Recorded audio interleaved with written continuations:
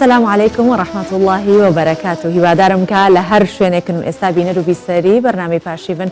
ئەوە شەوەیەکی پڕ لە ڕەحمەت و پڕ لە بەرەکەتی خوددا بەڕێ بکەن و شەوانی ڕەمەزان وا وردە وردە بەرەو کۆتایی ئاوات. ئەم شەو لە سێوی 19دای تەنها 11 ڕۆژمان ماوە ئەگەر خوای گەورە لێمان قبول کات و ئەگەر تەمەنمان هەبێت ئەوە هەموو مانگی ڕەمەزان بە ڕۆژوو بین و ئێمە لە خزمەتی ئەوە بین لە ڕێگەی ئەم شاشەیە و لە ڕێگەی ئەم بەرنامەیەوە. شەوی تۆ باش وەی شەوەتە باشتر و خۆشتر و تژی تاعەت و خێر و بەرەکەت. اللهم آمین. سەحەتە باشە؟ باشم سپاس بەخوای گەورە. باشمە تەفر گەلێکۆ مەشغوڵیان نه؟ آخر زۆر مەشغوڵمە؟ خۆت تۆ ئەزانی بۆ. السلام عليكم ورحمة الله وبركاته. بنۆ خودێ مەزن و دلۆڤان ڕێز و سڵاوێت تایبەت مەبوانە هەر جایەکی هینێ بن ئیشڵا سەحەتەوەیە باش بێت ئەبێت نەخۆشی ئەبێت نساخیلی هەین چ نساخیت بچی گونیانژی گران خودێ ڕەحمەتە خو شبانێ مەزن شیفای بووە فڕێکت ئیشڵا خودێ سەحەتەوەژی وەکی دی باش لێ بکەت ڕۆژێت تەندروستتر و خۆشتر و باشتر هین دەرباز بکەین پاشیوە ئەفشەوەکی سوڤانێ ماژە پێکردی پاشیوان 19 سباهی نە دوز با خودێ حەسکت ئەندەی کەوینێت ناوە شەوێت لەیلەت القەدر شەوێت گەلەکێت پیرۆز هەیف خۆیە پیرۆزە شەوێت توی گەلەت پیرۆزن لێ خودێ تەعالا یعنی بقدرەتە خۆ و سادانای هەندێک شەف پیرۆزترن قەدری وانە زێدەترە و شەبەری ئەم کەوینێت ناوفۆن شەوادا ئەم چاوە خۆ حازرکی بەڵێ ئینشاڵڵا ئەو شەوانی کە نەشزانی لەکەی بەڵام لە ئیتر لە 22 دەست پێکەین ئینشاڵڵا ئەو شەوانە من و تۆ لێرەین و بە زیندوی ڕای دەگرین و بینەرەکانش لەگەڵمانن ئەوش هەر بە عیبادەت ئینشاڵڵا حسابە بێ بۆمان ناوێ خودێ و پاشی بە ئەفشەوەدا دەست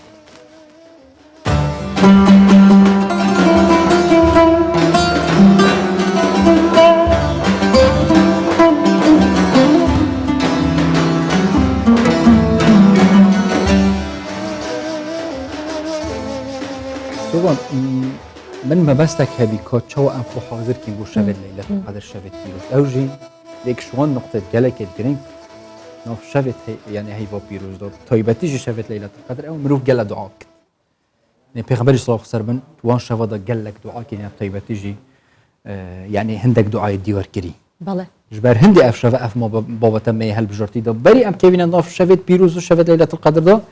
ئەم بزانین کۆچەوە دوعا بکەین حکمەتە دوعاکردنیش چون سەرەتا کە ڕەمەزان دەستی پێکرد زۆرمان هیوا دەخواست کە بتوانین یەک دوو شەو پێش ڕەمەزان دەست پێ بکەین بە بەرنامەکان بۆی کە بڵین خۆمان چۆن ئامادە بکەین چۆن بۆ ئەم مانگە خشتەیەک دابنین عیبادەتەکانمان بە چ شێوەیەک بێت بەڵام ئەوەیان کە نەکراخۆ ئەمەیان ئەتوانین ئینشاءڵڵا شەوێ دوو شەو پێش لەیلەت القەدر باس لە دوعاکان بکەین باس لەوە بکەین کە لە شەوانی لەیلەت القەدر چی بکەین بۆیە تەوەری بەرنامەکەمان سەبارەت بە دوعاکردن ئەبێت بەری ئەم بەحسێ وی بابەتە گرنگین ئەمزانی کە چه هەیە دەور و بەر تایبەتیژت هەیڤا ڕەمەزانێدا خەڵک چت خۆت چوەت خۆت ناو کوردستانێداش دەروەی کوردستان ئەف شەوێت بەحسێ نانێ تانیرێکین ئەم بژنێ تانیر دەفە تانیر ئەنگۆ پێ دەرێن تەندور تەنور تانیر نانێ تانیرێ و یەک ژوورێ نان تایبەتت ناوا لێ نانگەهێت کوردادات قەدیم زەمانجدا و نوکەژی هەیە تایبەتیژت هەیڤا ڕەمەزانە پیرۆز دەڤێجارێل ئیستانبولێژی لە تورکیەدی شینا نانێ پیدە یعنی بیتزای گوشتی ئەنژی بیتزایت سادا گرتیە نانپێژێت کوردژی تایبەتیژی ئێماژەت کن کو ئەوش بەر عەلەقە یانژی تایبەتمەندی و پەیوەندیە زێدەیە سەر وی جۆرێ نانی هەی ئەو ئەتناڤا هەیڤا پیرۆزدا زێدە نانێ تانیرێت فروش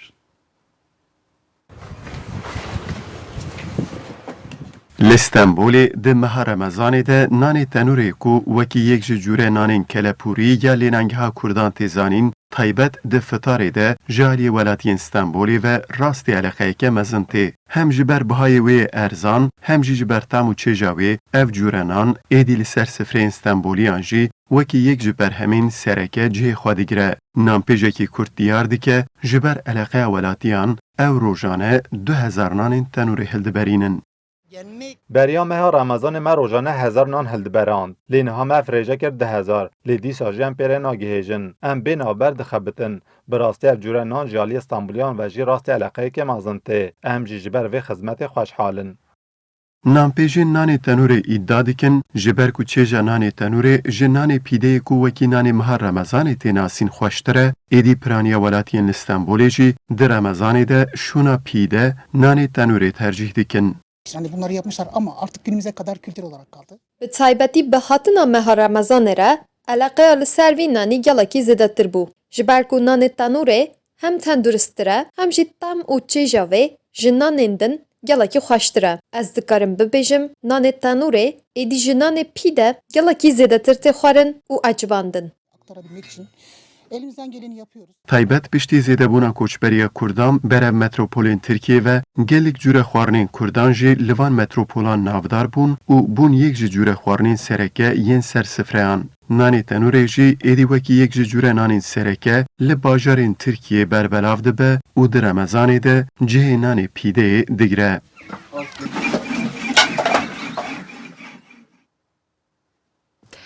شبان چەند ئەو نانە بە جوانی دروستەکەن جا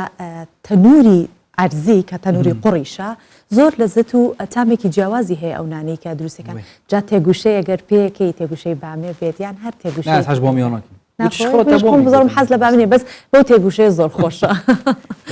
ئینشاڵڵا هەمیشە لەش ساغ بن و هەمیشە خواردەتە دروستەکان بخۆن باش. ئێمە هەر شەوەیەکە دەچینە شار و شارۆچکەیەک بێگومان پامنێرانمان لە دهۆک و سلێمانی و لە هەولێر و هەڵەبجە هەن هەل ئەو پامنێرانەی ئێمە چی دەکەن ئەو ناوچانەی کە تایبەتە بە سنوورەکەی ئەوان ئەو ناوچانش دێنینە ناو بەرنامەکەمان و ینی مەرجنیە تەنها ئەوەی کە لە دهۆکە بەس لە ناو دهۆک بێت بۆ نمونەسا ئەم شەو تەیفور محەممەدمان لەگەڵا خۆی تەیپور لە سۆرانە بەڵام ئەمڕۆ هاتوتە هەریرەوە لە هەریرەوە لەگەڵمانە شەوی تۆ باش تەیفور هیوادارم کە ساعات و نزاع عبادەتت قبول بوو بێت و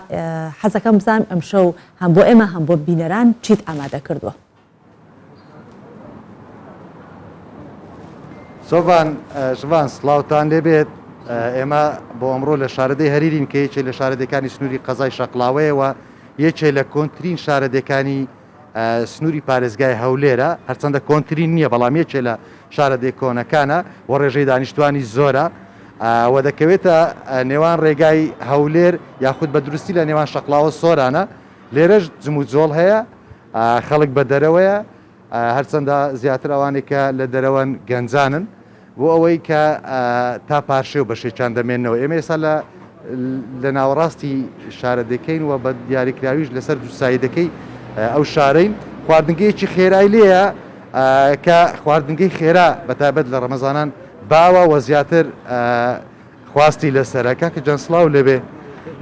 ئەو خواردانەی کە تۆ شەوانە دەیفرۆشی چی بۆ نمونەوەی ئەو شەوکە هەیە ئەوە یەکەچیان قیمەی خۆماری لە فێ خۆماریە یەکەچیان مریشکە کەبابە تکەیە جەرگە سینگە باڕە باشە بۆ نمونە ئەم مریشکە مریشی خۆماڵیە یاخود مریشی دیکەی بیانیە دەیکڕی نەمریشی بیانیەوە سینجی بەهێزکە ئەی گۆشتەکە گۆشتەکە خۆماریە هیچ ئاژەڵێکە ئیگۆلچە باشە تۆ تەنها ڕەمەزانان بە شەو دەیکەوە یاخود بە بەردەوامی ناوەڵە چوار سارە بەردەوام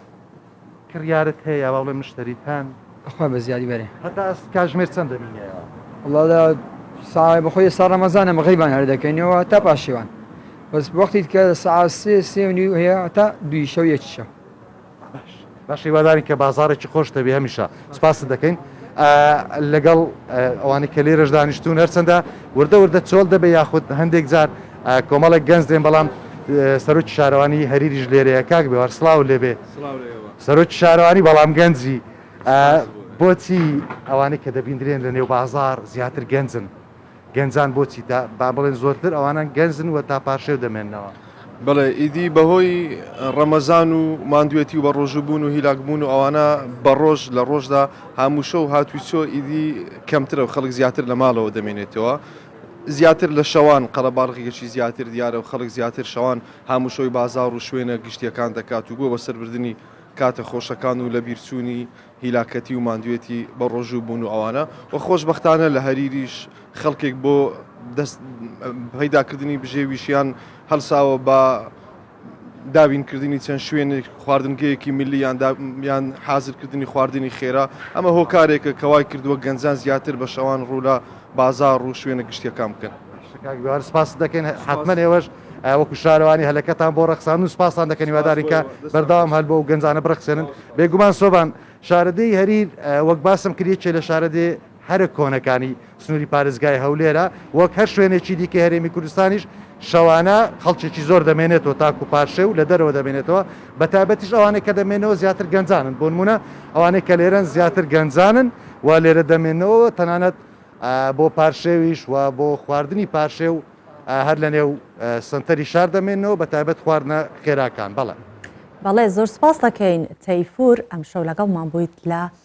شارەدەی هەریرەوە. وەی خۆ دشوە ڕۆزی بێت برادر و دوست و ئەحبابەت مەژی گەلێکن هەریری ڕزوڵەبێت مێ تایبەت هەنیە. سوڤانەکی مەل دەسپێکی مۆژە پێکری بابەتی ئەڤروکە گرێدای گەلێک بابەتەیە. ئەینە بابەتێکێک و بتنێت وەختێکی معەن دەکرێن یۆنژیت گەل تشتێک یۆنژیت وەختێکێدا. گرێدای گەلێک بابەتە ژبەر هەندێک گەلێکی بەرفرایی شڵام دێ هەوڵدین تێر و تەسەلیت وەختێکی کوردە بەحسکین. ژوان جا شتێکی تریش هەیە. خۆ ئێمە لە 12 مانگی ساڵ بە بەردەوام نزا و پاڕانەوە ئەکەین لە پڕ شتێکە بێت خوایە لە تۆ داواکارم خوایە ئەو شتم بۆ بکەی خوایە ئەو شتم بەنسی بکەی بەڵام لە مانگی خوددادا زۆر گرنگە کە تۆ کە خی گەورە فەرمێت تۆ ڕۆژووی و ڕۆژەکەتیش بۆ منە من خۆ مەزانم چۆن جەزای تۆ ئەەکەمەوە کەواتە ئەبێت بۆ ئێمە ئەو کەسێک کە بە ڕۆژوانە ئەو کەسێک کە زمانی بە ڕۆژوە دوعا چۆن بێت دەست پێ بکەین و خود حسكت مامۆستا وەزیر بۆ پیر مامۆستا وێنی ئەفشەفەت گەلمەدەوە مێڤۆنێمە خودی شۆڕۆزیت مامۆستا هینگەل لە بخێراتن ڕەمەزانەوە هەرچەندەکەیم ژیامەی بەس پیرۆز بێت خودی ڕۆژی نوێژە تا گەورە تاعاتی بەکەم لە قبولکە ئینشاءالله هم لە سەرکەوتو هەمە ئەم ئەس بژم گرنگترین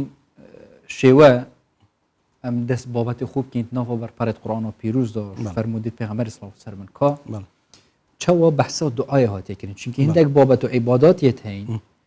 هەندێک گیمیت هاتینە بەحسکردن بەس مووقفێت وانە بخواتن هەندێک بابەتژی گەلێکێت هاتینە بەحسکردن داکو هەر بیرۆمە بن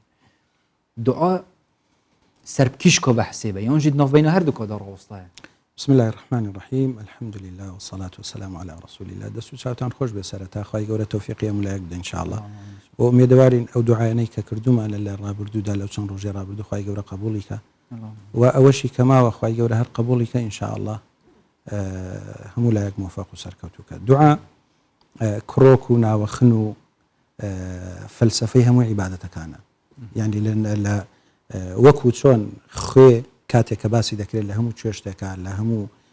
شیوێکە دەستی باڵای هەیە و ئەبێ ئیلا وجودی هەبێ دوعا لە هەموو شوێنێکە و لە هەموو عیبادەتێکە دەستی باڵای هەیە و پێغەمبەر عەلەیهی سەڵات وسەلام فەرمێ الدعاء مخ العبادة یعنی بڕی پشتی هەر عیبادەتێک و هەر پەرستشێک کە ئینسان لە بۆ خوای گەورە ئەنجامێدا سەرەتاکە و بەشەکەی دوعایە جا دوعا بەو مەفهومەی کە تۆ داوا لە خوای گەورە دەکەی کارێکت لە بۆ ئاسان بکە یان کارێکت پێ ببەخشێ یان زەرێک هەیە کێشەیەک هەیە مشکلەیەک هەیە لەسەرتی دەفعکاتن یعنی جاری وایان تەڵەبی کارێکە کە لۆ جێبەجێکە یانیش ئەوەتە تەڵەبی کارێکە کە لە بۆ دەفعکە و لەسەرت لابداتن لەبەر ئەوە هەم لە ئاياتی قورئانی هەم لە فەرمایشتی پێغەمبەر عەلەیهی سەڵات وسەلام بڕۆ سەیر کە هەمووی دوعایە حتا گەورەترین سوورەتی قورئان کە بریتە لە فاتحە بەشی زۆری ئەو سوورەتی فاتحایە دوعایە اهدنا الصراط المستقيم صراط الذين أنعمت عليهم غير المغضوب عليهم ولا الضالين کەواتە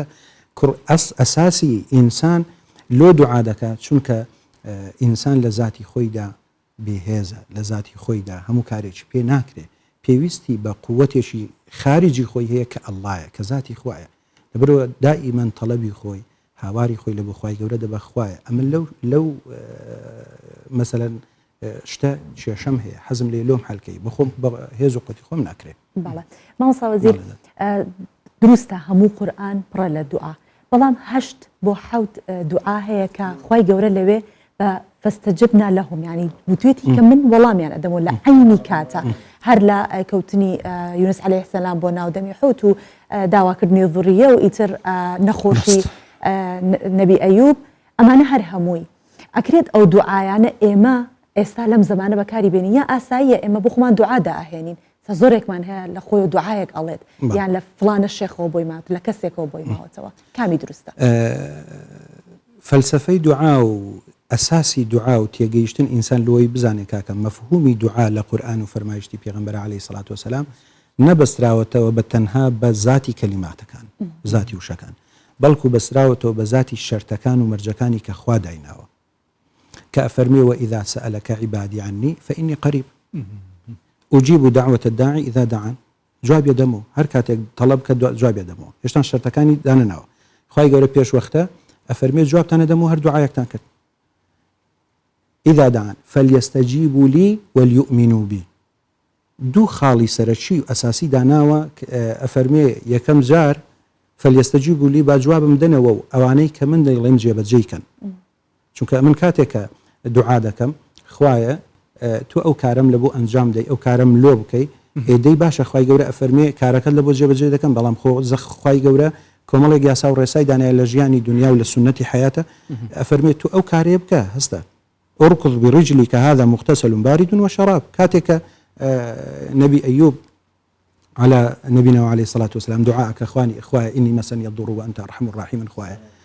توشي تشيشي بوما جسمه من أخوشي إخوائي قبل أفرمي فاستجبنا له لوي بلام تشبك هستا أركض برجلك فليستجيبوا له هستا سكاري وكاكا توش بيك إخوائي قبل راستا خو أتواني نخوشي كلابا بلام أفرمي توش بجيوم بك أوش تبكى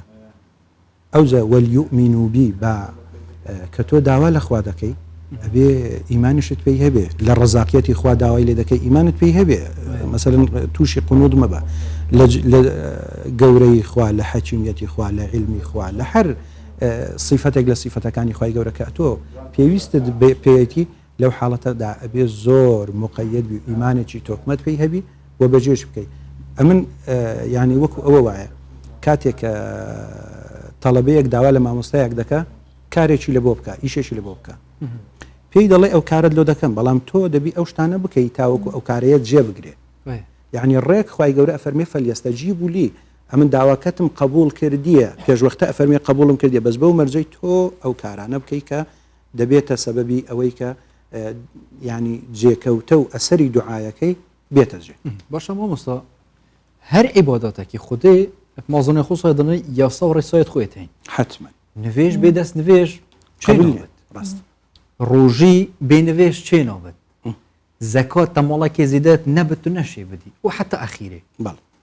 دوعاێ یاسا و ڕێسایەت تایبەت هەر یۆنجی هەمە هەر جەهەکی هەر دەمەکی هەر وەختێکی مرۆڤ شێ دوعای بکەت. بەڵێ پێغەمبەر عەلەیهی سەڵات وسەلام حەدیثێکی زۆر جوان و پوختی هەیە ئەفەرمێ نمونەی کەسێکمان لەو دەینتەوە یان نمونەیەکمان لە بۆ ڕێک دەخەتاوەکو ئینسان تێبگە لە مەسائلی دوعایە. ئەفەرمێ کەسێک هەیە مسافرە زۆر تینووە زۆر برسیە و لە دەشتایەک دەڕۆ هیچی لە دیار نییە باشە دەم و چاوێکی خۆڵاوی ماندوو شەکەت دەستی بەرزەکاتەوە لە بۆ ئاسمان یا ڕەبی یا ڕەبی دوعاکە، بەڵام خوای گەورە جوابی ناداتەوە. لە کاتێکدا پێغەمبەر عەلەیهی سەڵات وسەلام ئەفەرمێ مسافر دوعای قبوڵە. لە کاتێکدا پێغەمبەر عەلەیهی سەڵات وسەلام ئەفەرمێ ئینسانی غەریب لە وڵاتی خۆی نەبێ دوعای قبوڵە. لە کاتێک پێغەمبەر عەلەیهی سەڵات وسەلام ئەفەرمێ ئینسانی مضطر تووشی حاڵەتێکی زۆر ناخۆش بێ دوعای قبوڵە. باشە لە ئەو کەبرای دوعای قبوڵ نییە خوا جوابی نەداتەوە. ئەفەرمێ غوذیە بالحرام لەبەرەوە مەلبەسه حرام ومەشربه حرام وغوذیە بالحرام ئەو جلک و بەرگەی کە لەبەریەتی بە حرام پەیدای کردووە ئەو هێز و قووەتەی کە هەیتی ئێستا زمانی دەجولێ دەرێ خوایە هاوارە خوایە هاوارە نانەکەی کە خواردووە نانەکەی حرام بوو لەسەر ئەساسێکی حرام پەروەردە بووە کە لەسەر ئەساسی حرام پەروەردە بووە خوای گەورە چۆن جوابی داتەوە.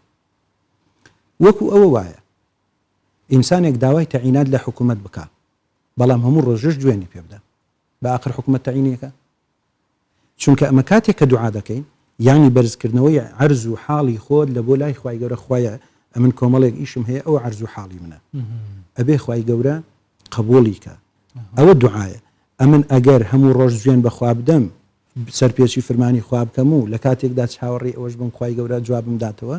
ئەوە شکاندنی ئەو یاسا و ڕێسایە کەواتە یەکەم یاسا و ڕێسا ئەوەیە کە بێم خۆم لە سنووری خوای گەورە پارێزم لە دائیرەی ئەو بم لە دائیرەی ئەو دەرنەچوو بم جا دوعا بکەم. یعنی ئیمانە مرۆڤی دەوێت یا سەڵامەت بێت یا پاکش بێت پشتینگی مرۆڤ بزانێت کاتی دوعا مرۆڤی قەبیل بێت ئانە حتمما جگە لەوە ئەوجا مەرجی دووهەم یەقین بوونە کابرا ئەبێ یەقینی هەبێ بەوەی کە ئایا دوعاکەم قبوڵە یاننا. لە کاتێکدا وەرە سیرکە شەیطان ئیبلیس کاتێکە سەرپێچی ئەمری خوای گەورە دەکە و سەجدە نابە بەڵام دەڵێت خوای گەورە لە قورئانە تۆماری دەکە قال أنظرني إلى يوم يبعثون دعاءك داوا دەکە کە دەڵێن دوعا یعنی داواکردن تەڵەب دەرێ خوایە تەمەنم درێژکە تا ئاخر ئینسان با من نەمرم ئەوجە بمرم قال إنك من المنظرين تۆ دەمینێ و دوعاەکەت قبولە و ئەوە خەتمان لە بۆ لێدای تۆ تەمەنت درێژەبی کەواتە شەیطان دوعاکەی لێرە قبولە لەبەرچی لەبەرەوە کاتێک کە داواکەی دەکات ئەزانێت چ کاتێک داواکەی دەکات لە حاڵەتی ینی زەلیلیا داوا دەکە ئینسان کە لە حاڵەتی زەلیلیا بوو داوا بکەی لە خۆی گەورە دوعاکە قبولەکە شەیطان لەو کاتە زۆر زەلیل بوو ئەوە یەک دوو ئەزانێت بە ئەدەبەوە داوا بکە بە ئەدەبەوە داوا دەکە و ئەشزانێ داوای چ دەکە چکە ئێمە جاری وایە نازانین داوای چ بکەین یان ینی شێوازی داواکردنەکانمان هەونین کە لێ ناچتە قالبی قبول و لەوانەیە پێی نەگەین بەو هەدەف و ئامانجەکە دەمانێت مامۆستا ئەو کەسانەی کە دوعایان قبوڵات جگە لەوانی کە جەنابەت باس کرد سێ فئەیتر هەن وەکو ئیمامێکی عادل کەسێکە بەڕۆژووە و کەسێکە زوڵمی لێ کراوە ئەم سیانش دوعایان ناگەڕێتەوە جا بۆ خودی خۆیان دوعاکانیان قبوڵە یان ئەگەر بۆ نمونە کەسێ زوڵمی لێ کراوە بەڵام لەو کاتە دوعا بۆ خۆی ناکە بۆ کەسێکی تریەکات بە ڕۆژوانێ بۆ خۆی دوعا ناکە بۆ کەسێکی تریەکات طبعا دوعا هەندێک جار قبولبوونی پەیوەستە بە زمانەوە ینی مەسەلەن بۆ نمونە دەرێن لە مانجی ڕەمەزانە دوعا قبولە لە لەیلەتول القەدر دوعا قبولە سەیەکی شەو دوعا قبولە کاتێکمان هەیە لە ڕۆژی جومعەیە لەوانەیە لە دوای عەسرا زۆربەی زانایان ئەفەرمون تا مەغریب دوعا قبولە لە کاتی عەرەفەیە دوعا قبولە ئەوە زەمەنە مەکان جاری وای شوێنمان هەیە کە دوعای تێدا قبولە مەسەلەن بۆ نمونە ئەو شوێنەی کە پێی دەگوترێ مولتەزەم کە شوێنی دەرگای کعبەیە لەوێ دوعا قبولە لە کاتی بەردەڕەشەکە دوعا قبولە لە لای مەقامی ئیبراهیم دوعا قبولە لە لای ڕوکنی یەمانی دوعا قبولە لە زۆر شوێنی دیکە کە پەیوەستە بە مەکانەوە جاری وایە پەیوەستە بە حاڵەتی کەسەکەەوە نەخۆش دوعای قبولە پێغەمبەر عەلەیهی سەڵات وسەلام فەرمی نەخۆش دوعای قبولە لێ من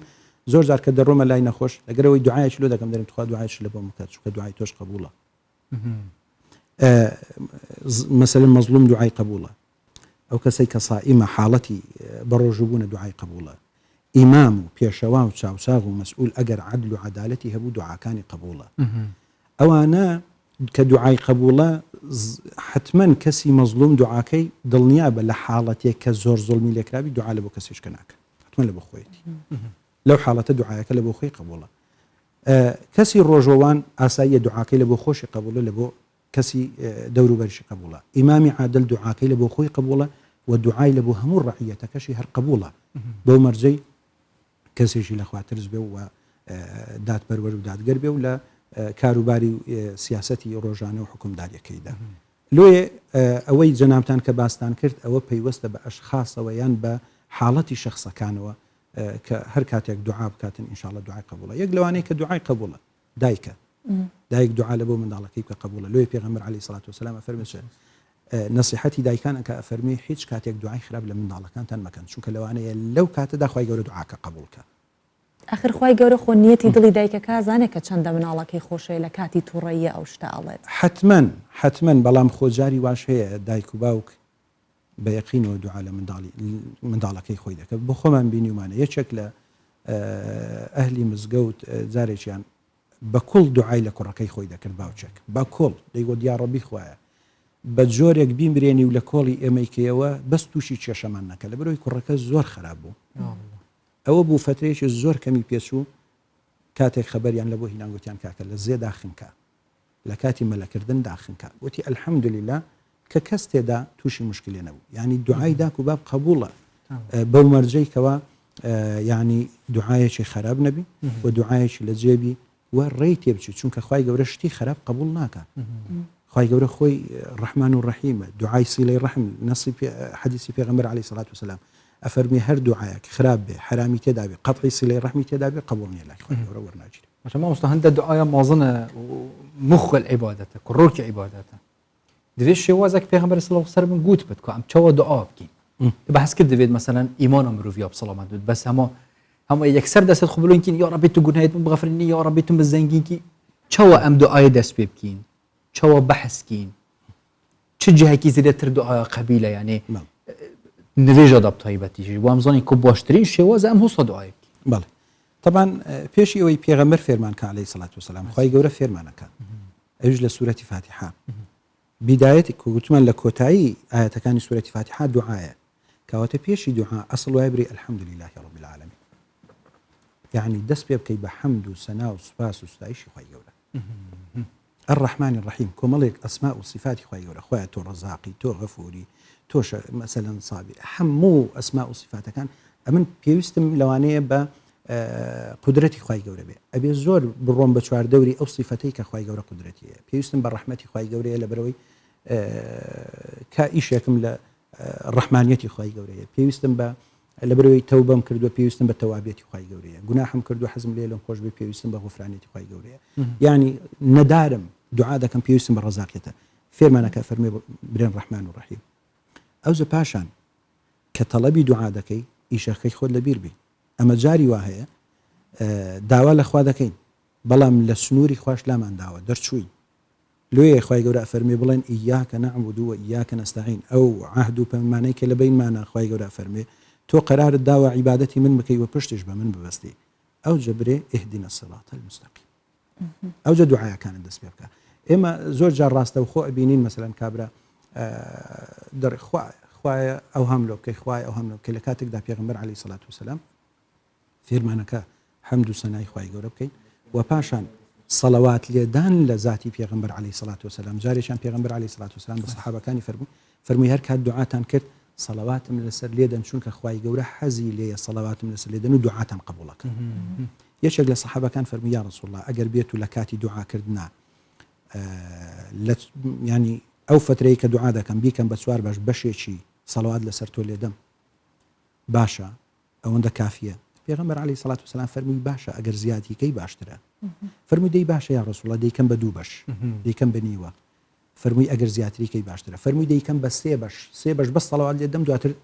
1 بەش بخۆم 1 بەش لۆخم فەرمووی ئەگەر زیاتریکەی باشترە فەرمووی یا ڕەسوڵ الله ئەوە بڕیارمدا لەمە دوعا لە بۆ خۆم نەکەم هەر کاتێکە دەستم بەرز کردەوە بە سەڵەوات لەسەر لێدەم کەواتە ئینسان ئەگەر بیەوێ دوعا بکە هەندێک جار ئەو شتەی کە تۆ داوای دەکەی زۆر بچووکە لێگەڕێ تەنها سەڵەواتەکان لێدا ئەوەی خوای گەورە خۆی دەیداتێ و دەینووسێت چاکترە چونکە ئەوەی ئەمن داوای دەکەم بەو ئینسانیەتەی خۆمەوە داوای دەکەم تەڵەبی شتێکی بچووکە بەس ئەوەی خوا دەینێرێ لە بۆم زۆر چاکتر و باشترە چونکە خۆی کەریمە خەزەنەی ئەو پڕە ئێستا و داهاتوو ڕابردووی من دەزانێ ئەزانێ کامەلە بۆ من باشترە لێ ئەوەی خوا دایدنێ باشترە الخەیر فیما اختاره الله خێر لەوەدا کە خوا لە بۆم دادنێ لێی دەگەڕم دائیمەن دوعایەکەم هەر ئەوەیە لێی دەپاڕێمەوە خوایە بە خۆ تەزانیت چم دەوێت جا کامەی باشە ئەوم بە قسمەت جا ئێستا باسی سەڵەواتە کرد کە بۆمان هەیە هەر سەڵەوات لێ دێن و نیەتەکە لە دڵە خوا خۆی باشتر ئەزانێت بەڵام هەندێک کەسیش هەیە پێغەمبەر صلی الله علیه و سلم ئەکەن بە واسطە یان ئەڵێ خوایە بیکەی بە خاتری ئالی بەیتی خۆت خوایە بیکەی بۆ خاتری پێغەمبەر خوایە بیکەی بۆ خاتری فلانە کەس ئەمە دروست و جایزە لە دوعاکردنە لە دوعاکردن طبیعیە لەبەر خاتر یعنی ئینسان برێ خوایە لەبەر خاتری خۆشەویستی پێغەمبەر خوایە لەبەر خاتری گەورەی پێغەمبەر عەلەیهی سەڵات وسەلام خوایە لەبەر خاتری مەسەلەن ئیمانی پیاو چاکان گەورەی پیاو چاکان مانع نییە ئەو زۆر طبیعیە بەڵام تۆ بێی داوا لە کەسێک بکەی مەسەلەن بۆ نمونە بچی لە قەبرێک لە شەخصێک لە ئینسانێک بپاڕێەوە ئەو لەو حاڵەتەدا جایز نییە لەو حاڵەتەدا دەچێتە قاڵبی شرک ئەگەر ئینسانەکە خۆی بە ئەنقەز وا بکە ئەوە ڕاستەوخۆ ئەبێتە مشرک ئەگەر بە جەهلەوە بکە نابێتە مشرک ئینشاءڵڵا تا ئەو کاتەی فێر دەبێ و لێ دەزانێت لێ لەو حاڵەتەدا نابێ ئینسان بپارێتەوە لە قەبرێک يعني برو لوي پیغمبر عليه الصلاة والسلام فرمانك أفرمي لا تطروني كما أطرت النصارى عيسى بن مريم أفرمي إيوة لا أمن لأستي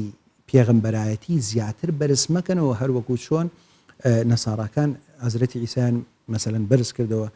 وتیان خوایە داوایان لێ دەکرد ئێستا جاری وای کابرا داوا لە قەبرێک دەکە لە شەیخێک دەکە لە مامۆسایەک دەکە لە فلانێک دەکە هاتووم ئەو شتە بکەم حتا ئینسان لە تەڵەبی نەخۆشیە ئەبێ دائیمەن برێ خوایە شیفای لای تۆیە بەڵام عیلاج لای دکتۆرەکانە یعنی خۆ ئەوش داوا دەکەم خوای گەورە شیفام بدە بەڵام دەڕۆم دەرمان لە لای کەسەکان وەردەگرم ئەوە نابێتە حاڵەتی شرک بەڵام ئەگەر قەناعاتم وابی ئەو دکتۆرە شیفام دەدا ئەوە ئەو کاتە دەچێتە ئەو قاڵبەی کە بەڕاستی ئینسان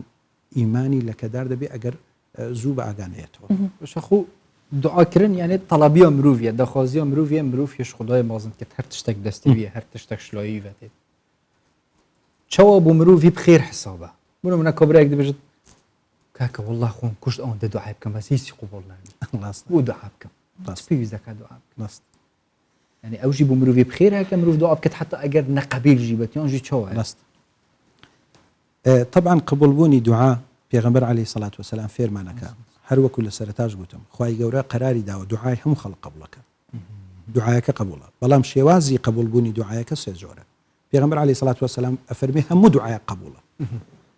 دوعای مسلمان طبعا گوتمان بەو مەرجانەی کە صلەی ڕەحم و قەتعی صلەی ڕەحم و ئیمان مثلا لایەنی خراپ و قسەی خراپی تێدا نەبێت باش قبوڵە بەڵام ئەفەرمێیان ئەوە تا خوای گەورە هەمان ئەو شتەی تۆ تەڵەبت کردووە ئەوە لۆ جێبەجێ دەکات ئەوە یەک یان قبوڵە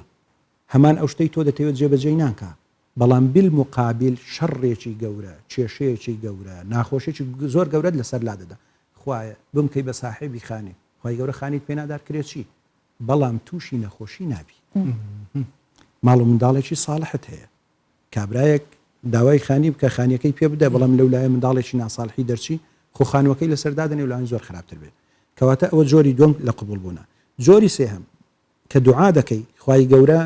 ئەوەی تۆ تەڵەبت کردووە ناداتێ هیچ شەڕێکی لەسەر لا نابە لە مقابل بەڵام لۆت دەکا بە زەخیرەی قیامەت چونکە ڕەب العالەمین خۆی علمی هەیە دەزانێت تۆ لە قیامەت پێویستت بە حەسەناتە لەبەر ئەوە لە بۆت هەڵدەگری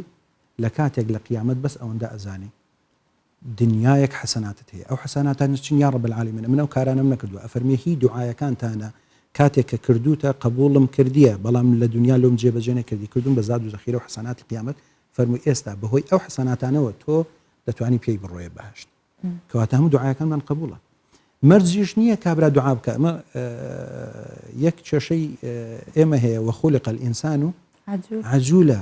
بە خۆمان حەزمان لە پەلەپەل و هەلە حەزمان لێ یەکسەر دوعایەکانمان قبوڵ لە کاتێک عەزرەتی ئیبراهیم لە دوای 80 ساڵیدا بەردەوام لە کاتی ژنهینانیدا دوعای کردووە لە دوای 80 ساڵیدا خوای گەورە منداڵی پێدەدا یعنی ئەگەر وا دابنێ لە 30 ساڵی ژنی هینایە ئەگەر وا دابنێ لە 30 ساڵی ژنی هینایە 50 ساڵ دوعای کردێت تا خوای گەورە دوعایەکە قبول کرد عەزرەتی یوسف علی نەبینا و عەلەیهی سەڵات وسەلام 7 ساڵ لە سجنایە یان زیاتر تا 9 ساڵ و ئەوانە خەریکی دوعایە ئەوجا خوای گەورە نەجاتی دەدە لە سجنەکە عەزرەتی ئەیوب چەندین ساڵ لەسەر جێگە کەوتووە لە نەخۆشیە دوایی کە دوعا دەکە خوای گەورە نەجاتی دەدا پێغەمبەرمان صلی الله علیه وسلم نزیکەی 10 ساڵ لە مەدینە دەبێت لە ئاوارەی دوایی دوعایەکەی قبول دەبێت فەتحی مەکە دەکە و جارێشکە دەگەڕێتەوە کەوانە عەزیزی خودداشن عەزیزی خوددان کەواتە دەبێ ئەوەمان لە خەیاڵ بێت دوعا فەورەن نییە یعنی تۆ بڵێ وەکو پلاچێکی کارەبابی کە ئاوام کرد گلۆپەکە پێ بێت کە ئاوام کرد بیکوژێنەوە ئەبێت چاوەڕێکەین لەوانەیە حتا پێغەمبەر عەلەیهی سەڵات وسەلام حەدیثێکی زۆر خۆشی هەیە موژدەیە لە بۆ ئەوانی کە تا ئێستا دوعایان قبول نەبوو ئەفەرمی هێندێک جار خوای گەورە مەشیئەتی وایە حەز ناکە دوعای ئەو ئینسانە قبولکە یعنی ئەو شتەی کە دەیهەوێ لۆی جێبەجێ کە لەبەر چی یا ڕەسوول الله ئەفەرمێ ئەو ئینسانە ئەگەر خوای گەورە ئەو شتەی تەڵەبی کردو لۆی جێبەجێکە جارێکی کە دوعا ناکە خوای گەورەش حەزی لە پاڕانەوەی ئەو ئینسانەیە حەزی لێ ئەو ئینسانە داوای لێ بکە خوای گەورە حەز ئەکا ئەو بەندەی ئەو ئیتیساڵەی نێوان خۆی خوا نەبچڕێنێ لەبەرەوەی نایداتی مامۆستا وەزیر قەزا و قەدەر بە دوعا ئەگۆڕدرێت حتما حەدیثی پێغەمبەر عەلەیهی سەڵات وسەلام تەقدیر دوای قەضا باشە یعنی تەقدیراتی ئیلاهی خوای گەورە دایناوە بەڵام کاتێک پێشی تەنفیز و تەقدیر و بێتە خوارە و جێبەجێ ببێ لەسەر زەویدا پێغەمبەر عەلەیهی سەڵات وسەلام ئینسان ئەفەرمێ ئینسانی موسڵمان جاری وایە دوعا ئەکا بەهۆی دوعایەکانیەوە کاتێک کە ئەو دوعایانە بەرزە بنەوە لە بۆ ئاسمان و ئەو تەقدیراتی ئیلاهیە دێتە خوارە تاوەکو تەنفیز بێ لە ڕێگادا بە یەک دەگەن ئەو دوعایەی کە کردوێتی دەبێتە هۆی ئەوەی کە ئەو تەقدیراتە بە باشە لە بۆی بشێتەوە و جێبەجێ نەبێت یعنی قەزا ناگۆڕێت بەڵام قەدەر ئەگۆڕێت بەڵ تەقدیر ناگۆڕێ قەزایەکە ئەوەی کە پێشی قەزا بکرێ ینی تەنفیز کرێ خوای گەورە دەیگۆڕی ئەگەنا تەقدیراتەکە تەقدیر کراوە یعنی ئەو هادەبێ ئەو هادەچی ئەو هادەڕوە خوای گەورە خۆی مەشیئەتی لەسەرە بەڵام لە نووسینەکە هێشتان مەلایکەت نان نووسیت چ دەبێ و چ نابێ بەڵام خوای گەورە خۆی علمی پێ هەیە ئەو کاتە بەهۆی دوعایەکەوە ئەو شتە دەگۆڕێ ئەو قەزیە ئەو کێشەیە ئەو نەخۆشیە ئەو زەواجە لەوێەوە کارەکە سەردەگرێت بەهۆی دوعایەکی مبارەک و بەهۆی دوعایەکی تەواوە. مامۆستا گوت یعنی چێنەوە تو بێژی بۆ خاطرە فلان شێخی بۆ خاطرە وێ قەبری بۆ خاطرە نەزانم چ تشتی ئەس باشە درست ئەس بژمە سوڤانێت خودت بۆمە دعا بکە مامۆستا بۆمە دعا بکە مش دعا بێ بەش نەکە ئەگەر درستە باشە ئەم بێژینەکێ تەڵە بۆ دعاش کێ بکی کو بۆمە دعا بکە. پێغەمبەر عەلەیهی سەڵات وەسەلام فێرمانەکە ئەسڵ وایە ئەمن بای ئەوەندە هەستی بەرپرسیارەتم هەبی لەگەڵ تو کاتێککە ڕەفیق و هاودەم و هاوخەمی یەکترین کە بزانم تۆ کێشەیەکت هەیە کە بزانم تۆ محتاجی دوعای بەبێ ئەوەی تۆ تەڵەبم لێکەی من دوعات لە بۆ بکەم. ئەفەرمێ دوعای ئینسانی مسلمان لە بۆ برای مسلمانی بەبێ ئەوەی ئاگای لێبی قبول لە لای خوای گەورە ڕەت ناکرێتەوە ئەبەت بەڵام بۆ مەرجەی نەکە بگاتە ئەو حاڵەتەی ئەمن هەست بە تۆ نەکەم تۆ محتاجی دوعای ئەتو پێم بڵێ ماوەسە تخوا دوعایەکم لێ بکە یعنی ئەو جا ئەمن بەخەبەر بێم ئەتۆ محتاجی دوعای ئەدی باشە ئەمە ڕەفیق و هاودەم و هاوخەم و هاوکاری یەکترین هاوپیشە یەکترین نابێت تێت بگەم زانم ئەتۆ کێشەیەک و معاناتێکت هەیە ئەبێ دوعا لە بۆ بکەم لای خوای گەورە.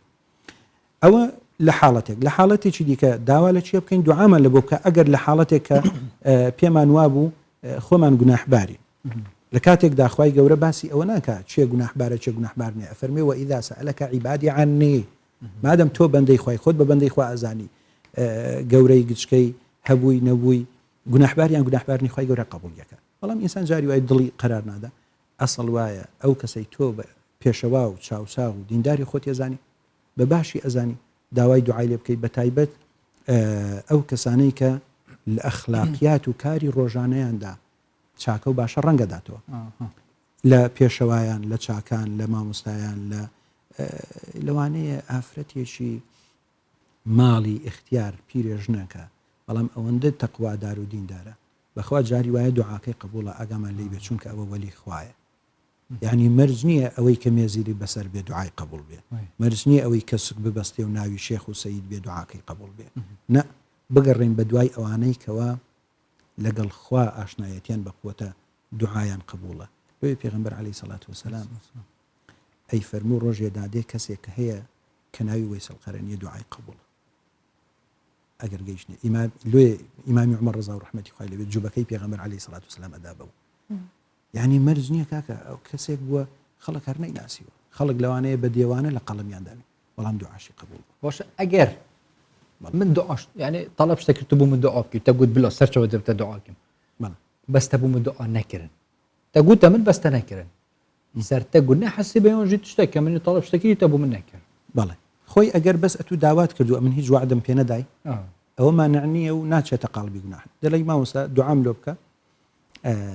دەبی بڵێم ئینشاء الله ئەو ئینشاء الله دوو زۆرمان هەیە لە کوردەواری ئینشاء الله یەک بە مەبەستی ئەوەی نایکەم ئینشاء الله ئێستا مناڵان نەڕوا فێرمەکە شتێکیان ئەوێت ئەڵێ ئینشاءالله یاڵێ دایکە یعنی معنای نایکەی هەر شتێکی خۆش دەیانگۆت کەسێکی ئینگلیز ئەمریکی ئەوانە لە ناو کورداواری خۆمان کە ئیشەکەت دەکرد دەتگوت دەیگۆ ئەو ئیشەی بکە دەگوت ئینشاءالله دەگوت نۆ ئینشاءالله کە بوو ئەو دەزانێ گەبرێ ئینشاءالله یانی نایکەم ئەو ئینشاءاللهە بە مەبەستی ئەوەی کاکە هەر کات مەجالم هەبوو توانە هەموو لە بیرم نەکرد بەسەر سەر و سەرچاوان دوعات لە بۆ دەکەم هەر کاتێک ئەمن وعدمدا ئەگەر دوعاکەم لە بۆ نەکردی دەبێتە خیانەت لە سیقە و متمانەی نێوانمان ئەو جۆرێکە لە خیانەت جۆرێکە لەوەی کەوە لەوانەیە ئاشنایەتی و ئەو پەیوەندە ڕۆحیەی جگە لە جەست ئەو پەیوەندە ڕۆحیەی کە لە نێوان من و تۆ هەیە وەکو دوو موسڵمان پەیوەندی ئیمانیەکە لاواز دەبێ وردەوە لەوانەیە بەرەو کاڵ تایبەت بۆ حەجی و ئەوێت چنا ئەمڕۆی مەسەن دەبێت وعد ئەزبوتە البەربەرێ بەیتێ دوعا بکەم و پشتێنگێ خەڵکیش هەمووی لەو کاتە سەری قاڵە زۆر کەسە چێ بۆ لای بیرت نەچێ دوعا بۆ من بکە باشترە وعدی نەدی باشترە برێ ئەگەر لە بیرم بوو ئینشاءالله لە بیرم ئەمن لە سەفەری حەجمان کە لەوێ بووین چەند کەسێکم بینی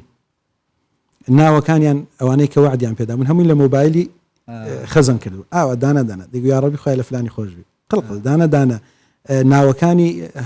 دەڕواند و لەوەی کەس لە بیر نەکات یعنی ئەو شتێکی جوانە کەسێکی دیکە خیندەواری نەبوو بە بیرم دێ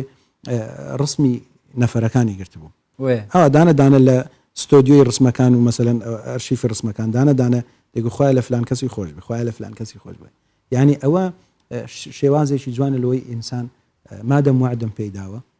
مادەم وعدم پێداوە ئەبێ وعدەکەی خۆم ببەمە سەر و دوعای لە بۆ بکەم بەڵکو خوای گەورە بە دوعای لەوانەیە لەو حاڵەتەدا لەو کاتەدا لەو ساتەدا دوعا قبول بێ ئەمن ئەهلی دوعا نەبم بەڵام لەو ساتەدا دوعا قبول بێ وەکو شەوانی لەیلەتول قەدر و مثلا کاتی جومعە و کاتی عەرەفە و ئانە بەڵکو خوای گەورە ئینشاءالله دوعایەکە قبول کە لە بەش جا مامۆستا ئێمە هەر بە دوای کلیلەکانی قبولبوونی دوعا ئەگەڕین هەرچەندێکیش داوا بکەین دیسانەوە هەر ترسی ئەوەمان هەیە کە قبول نەبوو بێت استیغفارکردن چەندە ئەتوانین وەکو کلیلێک پشتی پێ ببەستین بۆ قبولبوونی دوعا کاتێککە دەینە سەر وشەی ئیستیغفار تەنها وشەیەک نییە کارە عەمەلە ئیشە ئیستیغفار بە عەمەلە نەک بەس بە قسە کە کابرا دامنیش بێت ئەستەغفر الله ئەستەغفر الله ئەستەغفر الله خوایە لۆی کارەکانی میەسەر بێ و دوعاکانی قبول بێ کاتێککە پێغەمبەر نوح على نبينا عليه الصلاة والسلام کە قومەکەی کۆمەڵێک تەڵەبیاتیان هەبوو کۆمەڵێک ئیش و کاریان هەبوو داوای لەخوای فقلت استغفروا ربكم إنه كان غفارا يرسل السماء عليكم مدرارا ويمددكم بأموال وبنين ويجعل لكم جنات ويجعل لكم أنهارا أفرمي لێتان خۆشە بێ ماڵتان پێدەدا منداڵتان پێدەدا بارانتان لە دووبارێنی ئەرز و ئاسمان و سەماوەتان هەمووی لە بۆ سەوز دەکا و دەغر و دارانکانتان کێشەی نابێ هەمووی لەبەرچی فقط لەبەر یەک وشەکە بریتە لە ئیستیغفار فقلت استغفروا ربكم بەڵام بەو مەرجەی ئەو ئیستیغفارە ڕەنگ بداتەوە لە عەمەلی من ئەمن برێم بە قسە برێم ئەستەغفر الله لەولایەش دڵم لەگەڵ تۆ ڕاست نەبێ بە قسە برێم ئەستەغفر الله لەولایە خیانەت لە وەزیفەکەم کەم بە قسە بڵێم ئەستەغفر الله لەولایە خەریکی غیبەت و غیبەتکاری بم ئەوە ناکە ئەستەغفر الله ئەستەغفر اللهە کە دوورم نەکاتەوە لە گوناح نابێتە هۆی قبولبوونی نزا و دوعایەکانیش لەو حاڵەتەدا جا مامۆستا ئێستا وەک دەبینین ئەوەیە کە باران نابارێت وشکە ساڵیە لە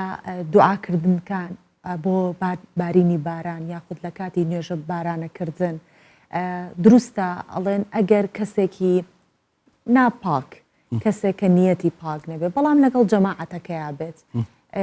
ئەبێتە هۆی ئەوەی کە دوعای ئەمیش قبول نەبێت یان زۆر جار ئەڵێن فلانە کەس بۆتە هۆی ئەوەی کە ئەم مەجموعەیە دوعاکەیان قبول نەبێت شتی وا هەیە طبعا پێغەمبەر عليه الصلاة والسلام چەند حەدیثێکی هەیە حتا ئەفەرمێ کاتێک کە خەڵک کۆ دەبنەوە لە مەجلیسی خێر و مەجلیسی زیکر فەرمێ خوای گەورە کۆمەڵێک مەلائیکەتی هەیە پێیان دەگوترێ ناوەکانی ئەسەیارون ئیشانەوە بەس ئەگەڕێن بە دوای مەجلیسی زیکرا و لەوێن دەرێ ئیشیان ئەوەیە لە چواردەوری مەجلیسەکە دائنیشن هەر دوعایەک بکەن ئەوان دەڵێن ئامین ئەو مەلائیکەتانە ڕاستەوخۆ دوعاکانش قبول دەبێت چونکە مەلائیکەتەکان ئامینی لە بۆ دەکەن ئەفەرمێ لەو کاتە کە دوعاکانەکەن خوای گەورە دەفەرمێ لە گوناحی ئەو مەجلیسە خۆش بم دەڵێن ئەخەر یا ڕەب العالەمین فلان کەسی تێدا لەبەر خاتری تۆ نهاتیە لەوانەیە مەسلحەتێکی دونیەوی لەوانەیە لەبەر ینی ئیشێک کارێک هاتووە المهم هیچ پەیوەندی بە مەجلیسەکەەوە نیە ئەفەرمێ لەبەر خاتری گەورەی ئەو مەجلیسە لە گوناحی ئەو ئینسانش خۆشە بم لە کاتی بارین مەسەلەن بارانی باران بارین و نوێژە بارانە و یان هەر دوعایەکی دیکە لە کاتی ناخۆشی و تنگانەدا خوای گەورە بەهانامانەوە دێ بۆ مەرجەی دوعاکان لە دڵێکی سافەوە دەربچن آخر ئێمە کە لەگەڵ یەکتری دڵمان ساف نییە چۆن دوعا قبوڵە بێ لای خوای گەورە خۆ پەیوەندی ڕاستەوخۆی بە گوناحەوە نییە قبول بوونی دوعا چونکە ئەمە گوتمان خوای گەورە دوعای شەیطانی قبول کرد چۆن دوعای ئینسانێکی گوناحبار قبول ناکە قبولی دەکا پەیوەندی بەوە نییە کەسێک لە ناو مجتەمەعدا بێ بڵێن کاکە بەس دەبەر خاتی ئەوە باران نابارێ ئەو کات باران نابارێ ئەگەر هاتو ئەوە لە ئەفعالی نێوان ئینسانەکان و لە کردەوەی نێوان ئینسانەکانە گوناحی زۆری هەبێ واتە حەقی منی خوارد بێ مافی منی خوارد بێ زوڵمی لە من کرد بێ ئەرزی داگیر کرد بەڵام لە نێوان خۆی خوایە نوێژی نەکردووە ئینشاء الله خوای گەورە دوعای ئەویش قبولەکە ئەگەر بە دڵێشی سافە دوعا بکات جا مامۆستا پرسیارێکی تریش کە ئێستا ئەوها دەستت بەرز کردەوە بەبیرم هاتەوە کە بازانین لە ڕووی شەرعەوە چەندێک جایزە ئەکرێت گوناحە یان ئێمە کردومانە ئەم شتا کە دەست بەرزەکەینەوە داوا ئەەکەین بە دەست بەرزکردنەوە ئەمە ئاماژەیە بۆچی دەست بەرزەکەینەوە ئایا سوودی هەیە بۆ دوعاکەمان کە گیرا ببێت طبعا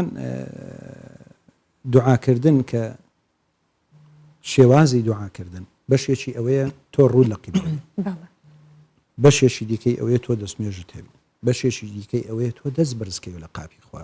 ئەو دەست بەرزکردنەوە نیشانەی زۆعفی ئینسانەکەیە خۆی من هیچم لە دەست نییە، هیچ خاڵیە، هیچشم پێ ناکرێت لا حەولە لی وەلا قووە، هیچم نییە. ئەوە دەستی من کە پێوە دەنازم بەهۆی زۆر قووەتەکەی هیچم لە دەست نییە. خۆی ئەو دەستە بە خاڵی منێرەوە. پێغەمبەر عەلەیهی سەڵات وەسەلام لە غەزای بەدر کە هەفتەی مانجی ڕەمەزان بوو 2 ڕۆژ پێش ئێستا، ئیمامی ئەبوو بەکر و سعدی کوڕی مەعادیش دەجێڕنەوە لە بۆ من ئەفەرمون پێغەمبەر عەلەیهی سەڵات وەسەلام پێشی جەنگەکە ئەوەندە دوعای کرد دەستی ئاوا بەرز کرد بوو، ئەفەرمون وەڵڵاهی عەباکەی سەرشانی کەوتە خوارێ و سپیاتی ژێر باڵ و بن هەنگری ئەبیندرا. فەرموون تا عەبایەکەمان لە بۆی بردو، یا ڕەسوڵ الله ئەو هەموو دوعایە لە چی؟ فەرمووی خوایە ئەو کات و ساتە ئەگەر ئەو کۆمەڵە مسلمانە سەر نەخەیت جارێکی دیکە عیبادەتی تۆ ناکرێت لەسەر زەوی. کەواتە دەست بەرزکردن سنەتێکە لە سنەتەکانی پێغەمبەر عەلەیهی سەڵات وەسەلام. گوتمان نیشانەی زوعفی ئینسانەکەشە خۆی من بەو دەستی خاڵیەوە هاتوو، تۆش کەیفی خۆتە چمەدەی. باشە باشترین دوعا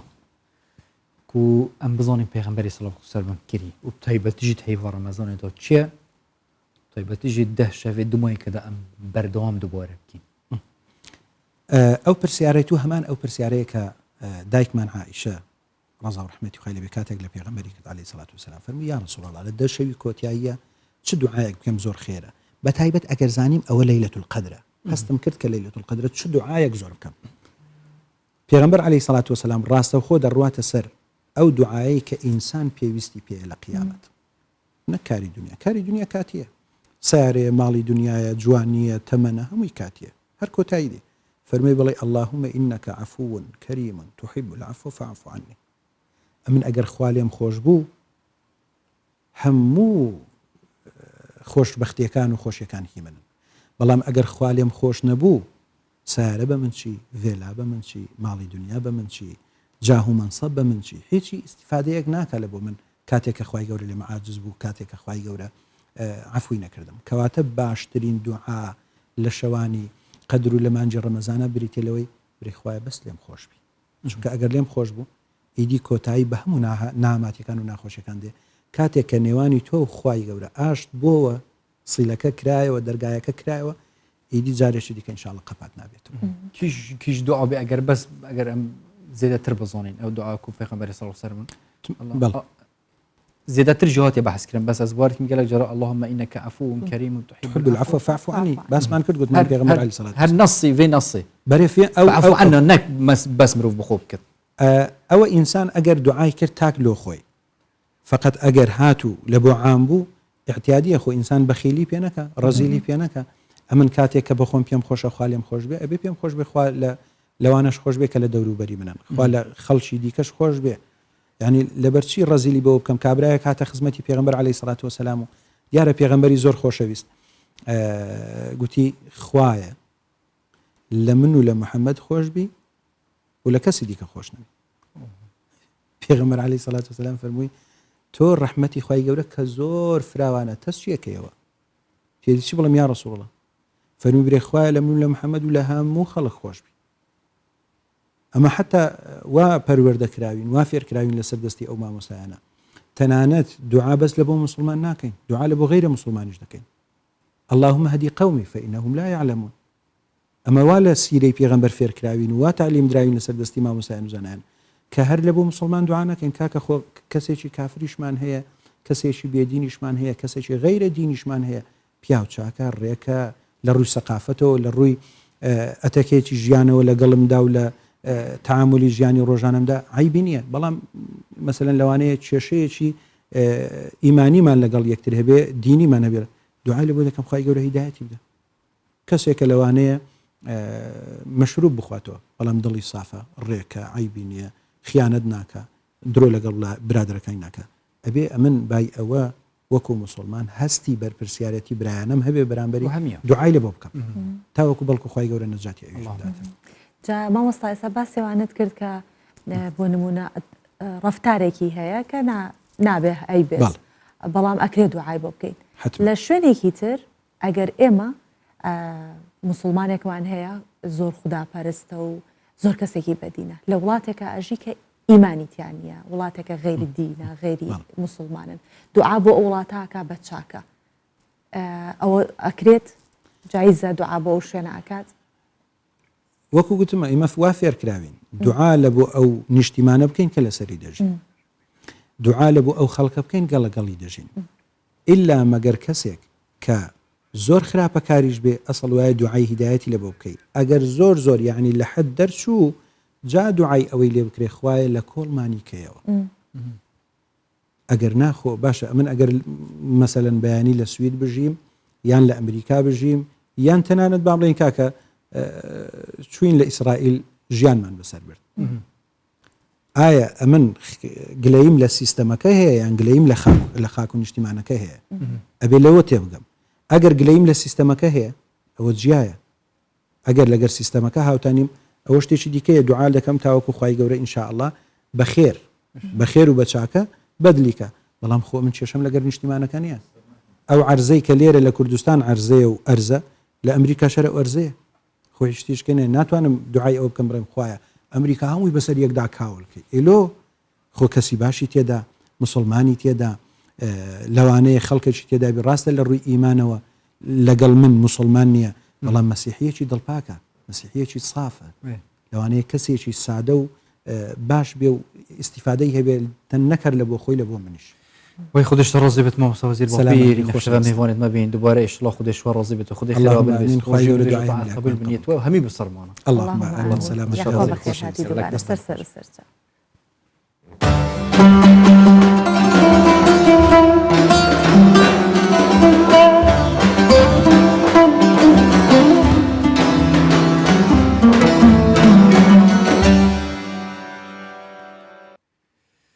خدای ایشالله مهمی راضی بد و مهمی ها ببته بحشته دعا بو همی ها بکن بخوشی بکن ناوی مجی جار بکن اتدا و نقطه که مهم گل جارها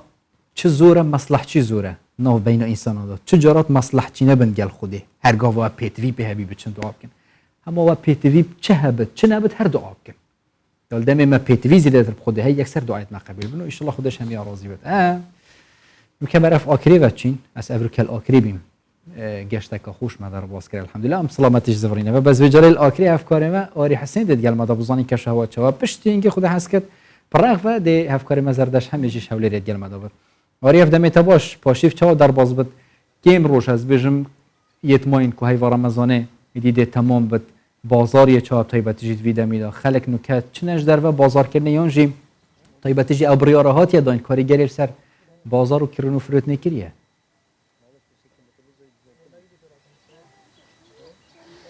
بله جمان ابدامی ما باشتر از افشوه اتناوا خزدانه که دادگلام الاکری جبر کو ایدی روشا سقای تفصالات گلکی یا خوش روش دریجن ایدی تبا خزدان ام دبینیم که شفت من نشیار اف خزدان کو افشوه من قصد کریه ایدی اتناوا باغچه که گلکی دلوکر دایترینش نخاره مجلی خارنو و خارنین کردواری هر سان فقیانه ایدی سماواره که چایوان پیش خدانای و از بارم جی کو او خو خدان کارن جمع پرسا کاریش وانا کنج بر کو بری دمکل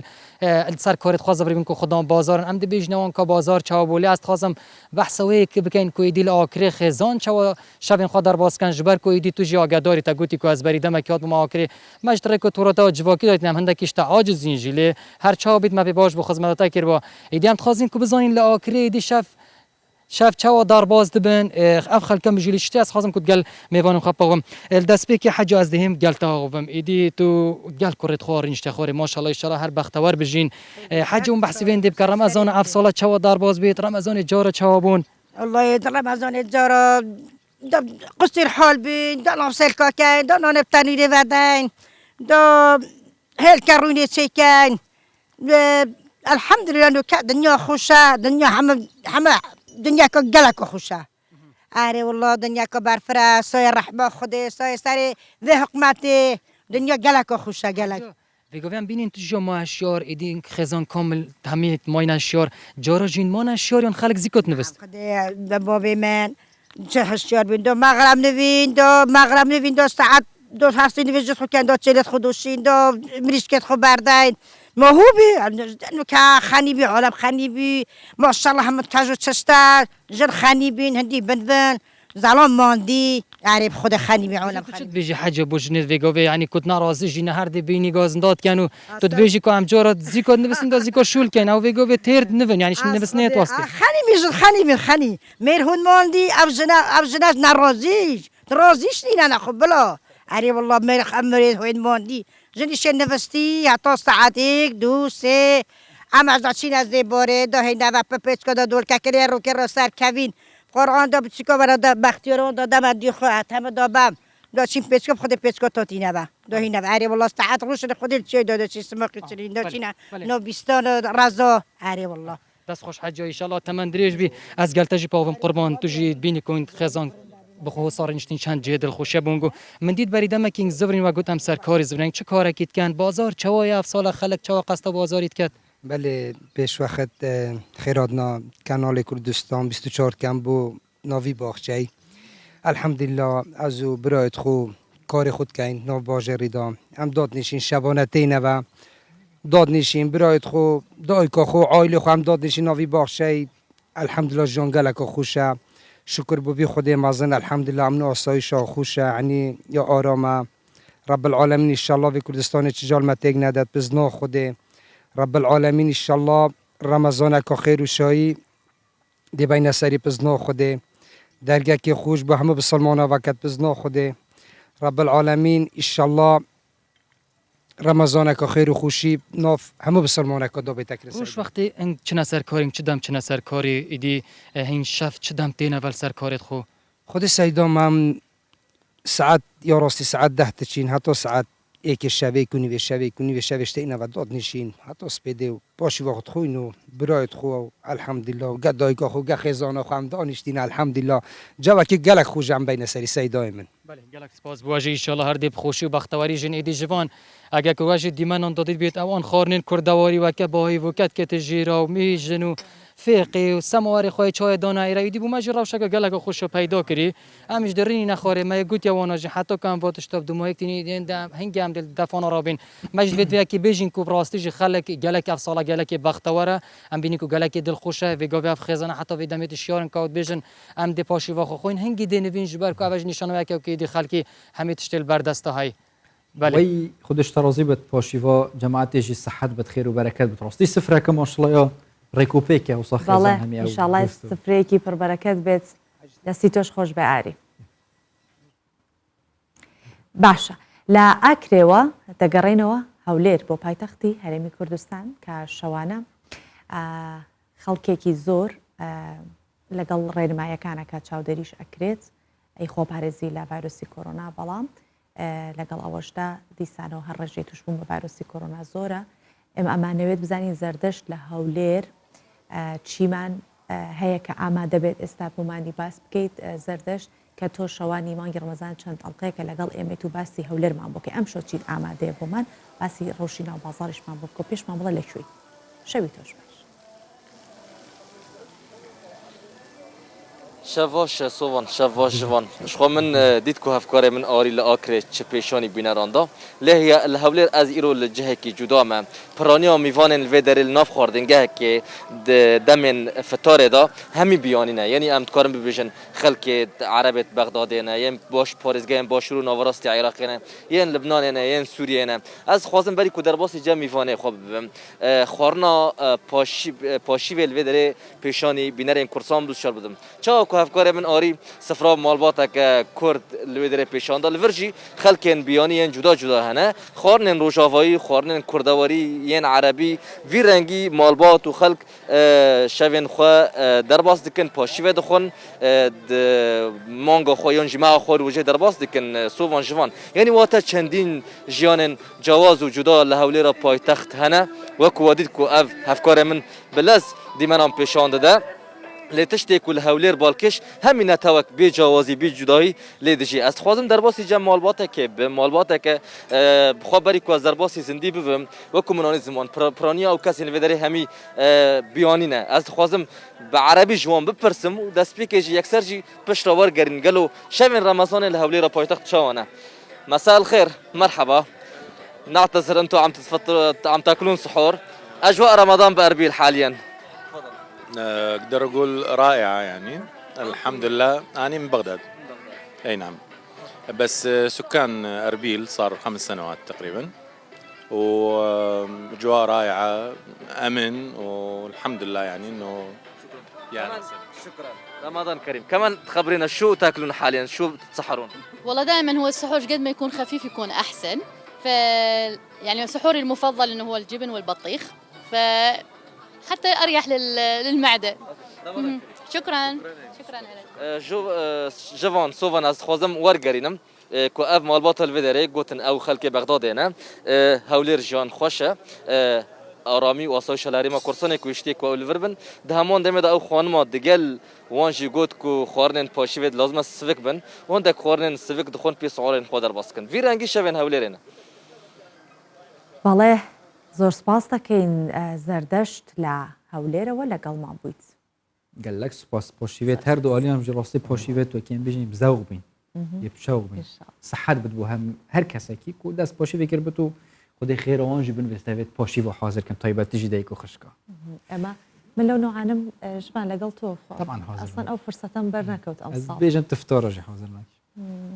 فتارة حاضر كان شلون افطار من حاضريك اكيد شلون افطار من حاضريك واخذ قد نلي تاتا قلت يا جماعه ما بط من ناير ولا برخاطري تو هيج بكم جو مقرزاريتهم جاري خيرات اجيبن بس سلام ما بحسي خورنيكر عندي بحسين نخوشيه كيبكين قال جرا موسو هزر كيم تايبه تجي فيداميدو بيونديه كار راستا خو قال جرا سر سيستم خورنيها بد باش راستا اون راستا يعني قال جرا وقت نوف في نخوشيه جيت طريق سن ام جهد ترسك موظم تايبه تجي ما تقرت او جي شير بانجا بله سرطان ان شاء الله انها دير بن ابد نخوجي طيبه تجيب شير بانجا هر جورك هبت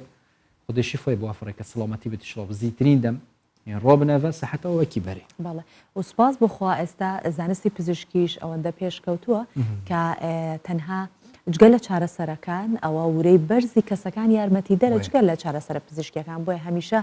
ئیمانتان بەخوای گەورە بەهێز بێت و ورەیەکی بەرزتان هەبێت چونکە زۆرن ئەوانەی کە ئێستا لە جیهاندا ڕێژێکی زۆرە خەڵک تووشێ بێ واتە شتێکە زۆر خەڵک تووشی بوو زانستی پزیشکی چرخەکەی زۆر سەریعترە کاتەوە بۆی کە چارەسەرێکی خێراتریان بۆ پەیدا بکات بۆ وی بابەتیژی خوددا هەست کرد بێ ساعتێم دێ بەحەسکین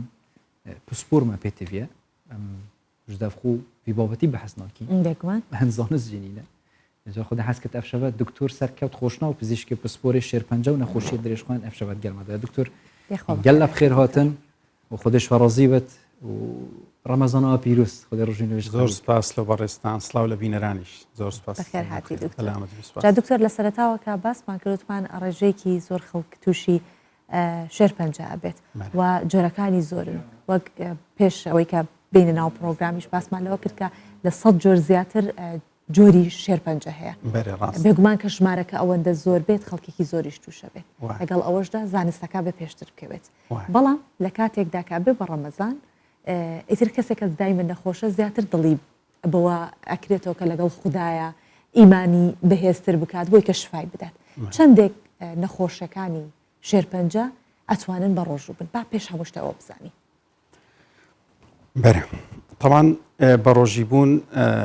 استفادەی سەحی زۆری هەیە بە ئەکیدی بەس لۆ هەموو کەس نابەڕاستی ئەو کەسانەی کە ساغن و سحەتیان تەواوە باری تەندروستیان جێگیرە بەڕۆژی بوون کە برین 4-15 ساعت نە هیچ ئەخۆنەوە و نە هیچ ئەخۆن تەسیریان لێ ناکە ڕاستەک پێمان دیێبن بەس تەسیریان لێ ناکە بەس ئەوانەی کە نەخۆشن خاستن نەخۆشیە مزمینەکان لەوانەیە ئەو تێنی بوون و برسی بوونە تەسیرێکیان لێ بکە کە مزعفاتەکی وا دروستکە خطورە لەسەر حیاتیان دروستکە لەو حالەتانە باشنێ لە ساڵ حیوان نیە بەڕۆژی بن ئەوەش نەخۆشە مزمینە باوەکان مثل نەخۆشی شەکرە نەخۆشی لە کارکەتنی گورچیلە نەخۆشی زەخت دڵ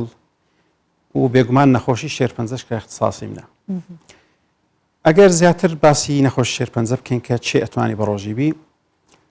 خۆی لە بیداتەوە ئەو مقدمەی باس بکەم کە نەخۆشی شێرپەنجە بەخۆی کە لە ناو جسمتە وەکو زەڕبەیەکە لەو سەر جسمی ئینسانی وە کیمیاویش علاجی کیمیاوی کە وەرەگری ئەویش زەڕبەشی دیە یانەگە یەکێک هەم شێرپەنجەکە لە جسمی بی و هەم کیمیاویش وەرگری 2 زەڕبە لەسەر جسمیتی و جسم پێویستی بەوەیە کە خۆراکە مادەی مەزبوط بە ڕێکوپێکی بستە ناو جسمی لەوەی بتوانێت تەحملی ئەو 2 زەڕبەیە بکە لەسەرەوە ئەساسەی لە ساڵحی ئەو نەخۆشانە نییە بەڕۆژی بن چونکە چەند مشکلەتیان لەو دروستەبی لەوانەیە وەزنیان زۆر بە سەریعی بێتە خوارێ و توێژینەوەکانش پیشانی دەیە ئەوانەی کە کیمیایی وەرەگرن ئەگەر لە ماوەی کیمیایی وەرگرتنیەکە وەزنیان سابت بی هەم زیاتر ئەژین و هەم نەوعیەت حیاتیان باشترە بی بەسەگە وەزنیان دابەزی نابە عەکسەوە بی لەسەر ئەساس ئێمە پێن مهمە ئەوانەی کە کیمیایی وەرەگرن وەزنیان بە سابتی بمینێتەوە و باش نییە بە ڕۆژی بنەوە. باشە دکتۆر لە ڕووی زانستیەوە باباستی هەندێک لەو ڤیددیوانە بکەین کە لە سوۆسیال میدیا بڵاوەکرێتەوە بۆ نمونە هەمومان دەزانین زۆر بەمان ئەگەر هەمومان نەزانین زۆر بەمان نەزانین شێرپەنجە واتە بڵاو بوونەوە یاخود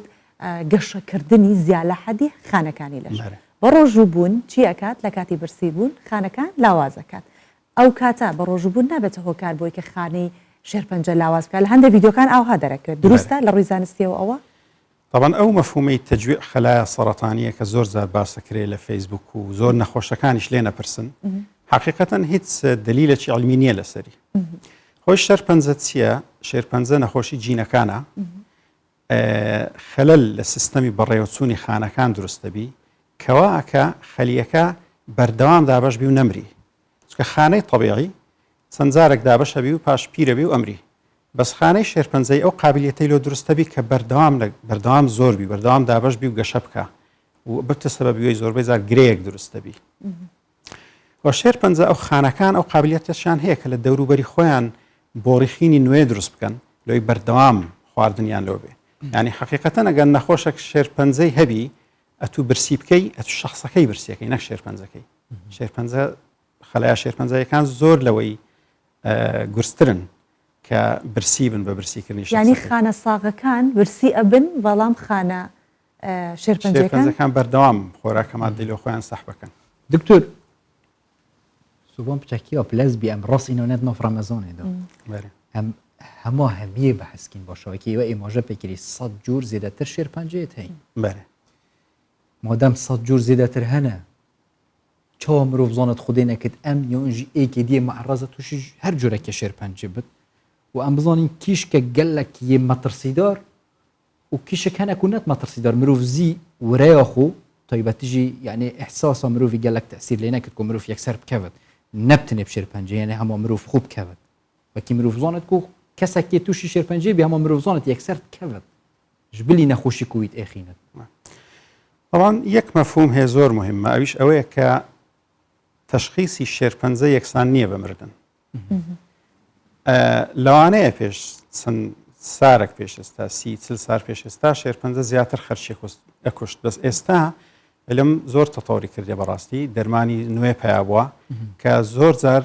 ئەگەر نەخۆشیەکە نەتوانی بن بڕیشی بکەی ئەتوانی چەند ساڵێکی زۆر بتوانی کۆنتترۆلی بکەیت لەبەرەوە شێرپەنجە کە تەشخیصکرا یەکسانیە بە مردن و پێویست ناکە ئەو ترس و دڵڕاوچەیە دروستبی بەڕاستی بەنسبەت بەشی یەکەمی پرسیارەکەشت کە کو بزانین تووشن بووە عادەتەن شێرپەنجە کە لە ناو جسمی ئینسانی دروست بوو نیشانەی دروستەکە لەوانەیە هەندێک جار ئەو نیشانانە تاخیر بن بەس هەر دروستە بن نیشانە مەسەلەن نەمانی شەهیە چێژ دابەزین یان ئەگەر شێرپەنجەکە لە جێکی سەطحیبی گرەی دروستەکان لۆ نمونە گرێ لە مەمەک یان ئەگەر لۆ نمونە شێرپەنجەکە لە سوورێنسک بی لەوانەیە شخصەکە کە خواردنی قوتە لە هەستەکە حاسێ ئەبی لە جێیەکی پێشەوەی ناتوانانی بە ئاسانی قوتی بدە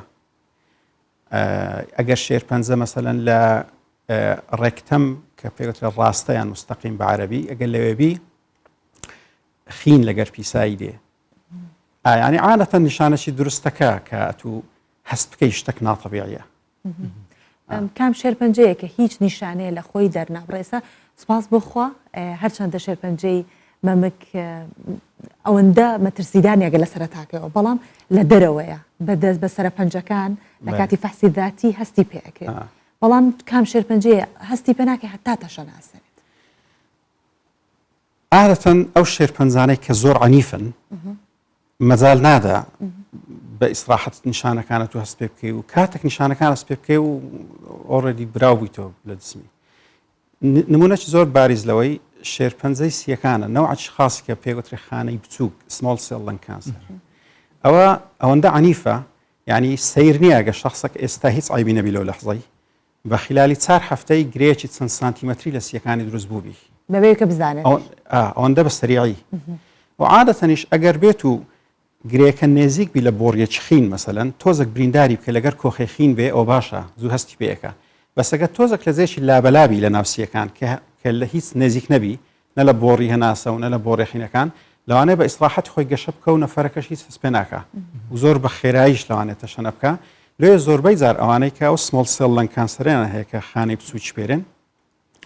ئەوانە زۆربەی جار کە دێن نەخۆشەکە براو بوویتەوە ئەزایان سویتە جەرێک یان سویتە مێشک یان سویتە ئێسکەکان باشە دکتور کیش جوورێ شێرپەنجە پەیوەندێکە ڕاستە خود گەل سیستەمی مێ خواردنێ هەیە ڕاستە ئەگەر سیستەمی مێ خواردنێ ڕێک و پێک بەت مرۆڤیە پاڕاستیش شێرپەنجێ تایبەتیژی ئەف خواردنان و کەل دەفمە مەسەن دەبێژت وی جوورێ زەیتە چێنابەت بخۆی وی جوورێ خواردنێ چێنابەت ئانژی وی جووری هات بتە ڕاکردن چێنابەت بخۆی پەیوەندی ڕاستە خو پێک بە یانژی خەلەتە ئەف مەفهومە حقیقەتەن نەوعیەتی خواردن بەرێ بەس ئەوەی زیاتر مباشر ڕەبتی بە سەرەتان و هەبی قەرەویە قەڵەوی توێژینەوە هەیە پیشانیدایە ئەوانەی کە قەڵەون معڕەسترن لە خەرچێدی تووشی 11 سەرەتان ببن 11 کە زۆربیان سەرەتانی جیهازی هەزمی و زائیدەن سەرەتانی هێلکەدان لە ژنان و سەرەتانی ڕەحم لە ژنان کەواتە خواردن ئینسانەکە زۆر بخۆ باکیری قەرەوە بی کە قەرەویش بوو معڕەزە بی تووشی 11 شێرپەنجەی بی ئەگەر نەوعیەتی خواردن زیاتر باس بکەین ملاحەزە کرایە ئەوانەی کە خواردنیان پڕە لە سەوزە و میوە و زەیت زەیتون و ماسی کەمتر معڕەسترن لە ژنەکانی دی تووش شێرپەنجەی مەمک ببن کەواتە خواردن بەخۆی ڕەبتی پێوە هەیە بەس ئەوەی کە زیاتر ڕەبتی پێوە هەیە قەرەویە کاوی نەتیجەی زۆر خواردنە دکتۆر ئەوانەی کە لو تومور هەرچێکی لەو بابەتە ناوە گرێ ئەوەی کە گرەی هەبوو بێت تومورێکی هەبوو بێت لای بردووە دەری هێناوە سوپاس بۆخوا تەواو نەماوە چەندێک جارێک ئەبێت چێکێکی خۆی بکاتەوە بە تایبەتی ئەگەر مەسەلەن بۆ نمونە پێش ڕەمەزان بە 2 مانگ تووشی ئەوە بوو بێت و لە دوای نەشتەرگەری لابرا بێت ئەبێ بە ڕۆژوو بێت مەترسی هەیە لەسەری نییە لەسەری باسی گرەی جێکی معەنەکەی هەر بەعام بەعام ئەگەر گرێکی بە تایبەتیشی خانمان با بڵێن چونکە زۆر ئەوە بەرێ طبعاً کە گرێک دەردێ معناوێ بە عملیات دەردێ ئەوە جز ئەچی ئەساسی لە عیلاج بەس کافی نییە چونکە کە نەخۆش شێرپەنجامە عیلاجەکەین 2 هەدف هەیە هەدەفی یەکەم کە شێرپەنجەکە لە جسمی دەربێ هەدەفی دووەم شتێکی وا بکەین کە احتیمالی گەڕانەوەی نەخۆشەکەی کەم بکەینەوە ئەنی زەربەشی ئەوها لێ بدەینە نەخۆشەکەی کە قابلیەتی گەڕانەوەی زۆر کەم بکەینەوە ئەوەش بەچێ بە عیلاجی هۆرمۆنی جاروێ بە کیمیاوی بە چارەسەری تیشتی و پاشەوەی نەخۆشێک بە تەواوی چارەسەرەکانی وەرگرت هەم عملیاتەکە و هەم شتەکانی دوای عملیاتی شلۆی احتیمالی گەڕانەوەی نەخۆشەکەی کەم بکەینەوە پێویستە متابع بکرێن لەبەر سێ چونکە پاشەوەی کات و هەموو شتێکی شلۆ نەخۆشەکەی کرد و لە باشترین سنتەری دنیایش هێشتا احتیمالە نەخۆشەکە بگەڕێتەوە جا لەسەرەوە ئەساسەی وا باشە چێک بکرێن ناو بەناو ئەو ناو بەناوە چەندە زۆربەی جارکە نەخۆش شێرپەنجە ئەگەڕێتەوە لە 2 ساری یەکەم ئەگەڕێتەوە لێ وا باشە 2 ساری یەکەم تۆزێک چڕ و پڕتر چاون لەسەریان بی عادەتەن 3 مانگ جارێک بیان بینین مەقبولە پاش 2 ساری احتیمالی گەڕانەوە کەمترە بی یانگە 2 ساری یەکەمی بە ڕێکپێکی تێپەڕان بە سەلامەتی احتیمالی گەڕانەوەکە کەمترە بی لێ ئەیکەینە مەسەلەن 4 مانگ جارێک تا 6 مانگ جارێک هەتا بتە 5 سار لە 5 ساریش ئەمە پێ خۆشە تا 10 سار متابعیانکەین لە ساری 5ەم هەتا 10ەم ساری زارێک بیان بینین کافیە دکتۆر بۆ پیاوان بە تایبەت ئەوەی باوە زیاتر یعنی سەرەتانی پرۆستات شێرپەنجەی پرۆستات باشە پێش ئەوەی حاڵەتەکە زۆر مەترسیدار بیت چوون بزانین بە تایبەت لە ناو ماڵی ڕەنگە مەسەرەن شەرمێ بکایان حەز ناکا باسکە چون بزانین کەسەکە نەخۆش ئەو نەخۆشیە هەیە یانیش چون بتوانین خۆمان بپارێزین هەتا بگەینە ئەو تەمەنە خوانەکە توش نەبین ینی بەچ توژە بن زیاتر پیاوان خۆی بەنسبەت خۆپاراستن ملاحەزە کرا ئەوانەی سەوزە زۆرە خۆن کەمتر تووشە بن ئەگەنا خۆپارێزیەکی وانییە بەڕاستی لە مۆزۆی پرۆستات طبعا زۆربەی ئەوانە تووشە بن تەمەنیان هەیە لە 6 سال بەرەو سەرێنا و ئاڕازیش کە درستەبی ئاڕازەکانی وەکو ئاڕازی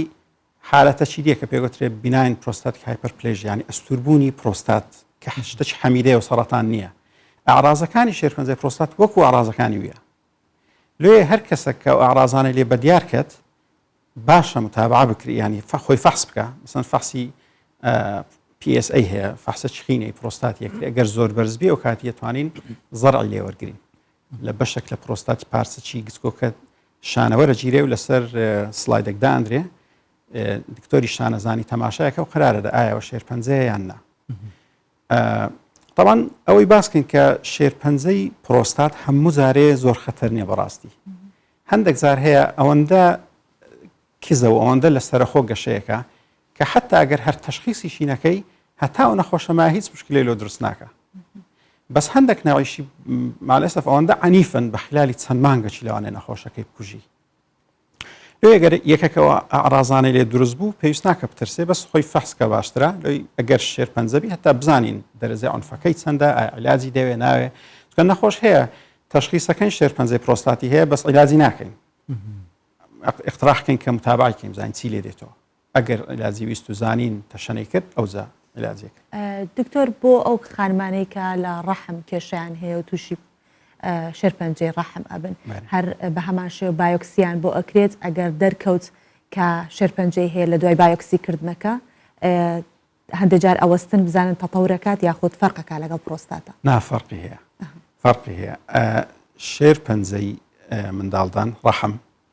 عادەتەن ئاڕازەکانی چێک و خۆی پیشانەدا ئافرەتەکە خینە بینی ئەوزاگەر بێت و ئادەی ڕاوەستابی و سووری ماگانەی ڕاوەستابی مەسەن لە سەر و 6 سار و ئەوانەبی هەر خینەک ناتەبیعیە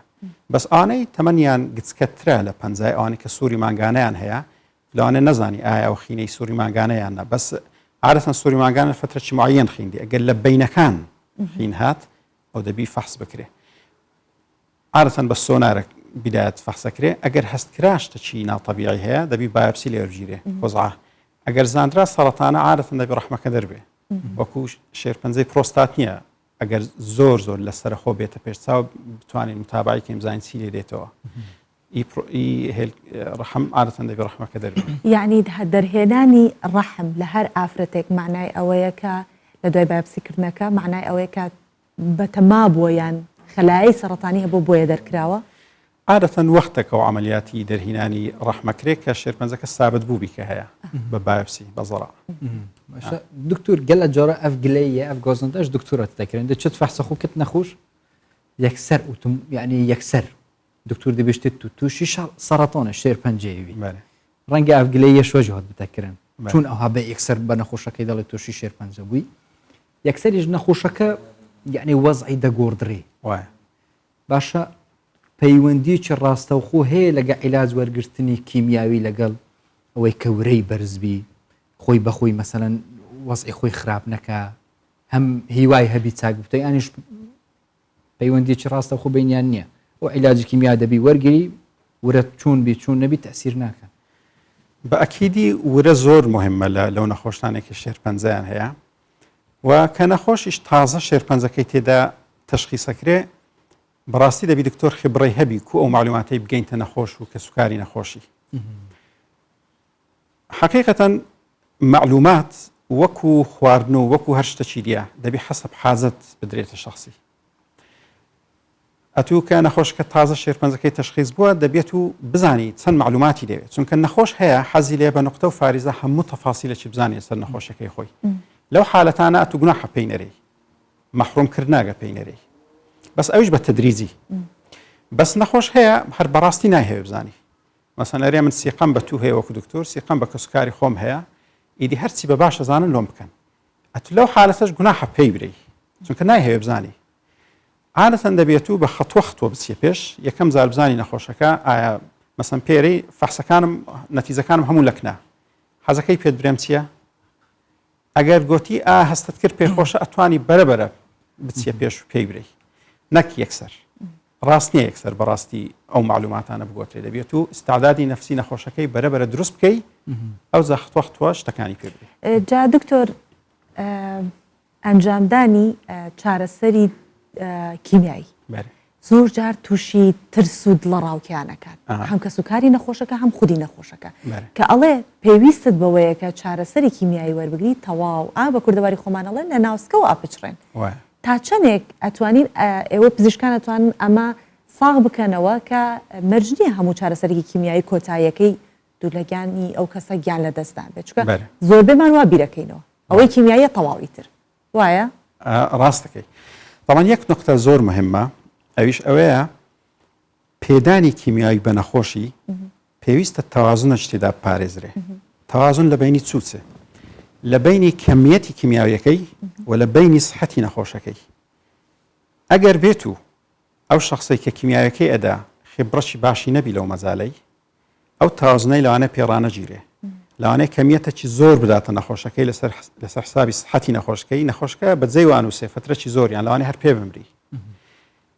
خبرە لەو مۆزوع ئەوەیە کە بتوانی ئەو تەوازنەی ڕابگری. کەمیەتی کیمیاویەکەی کە ئەیدێ نە ئەوەندە زۆربی بیهێخی، نە ئەوەندە کەمیش بی کە ئیسفادەی نەبی.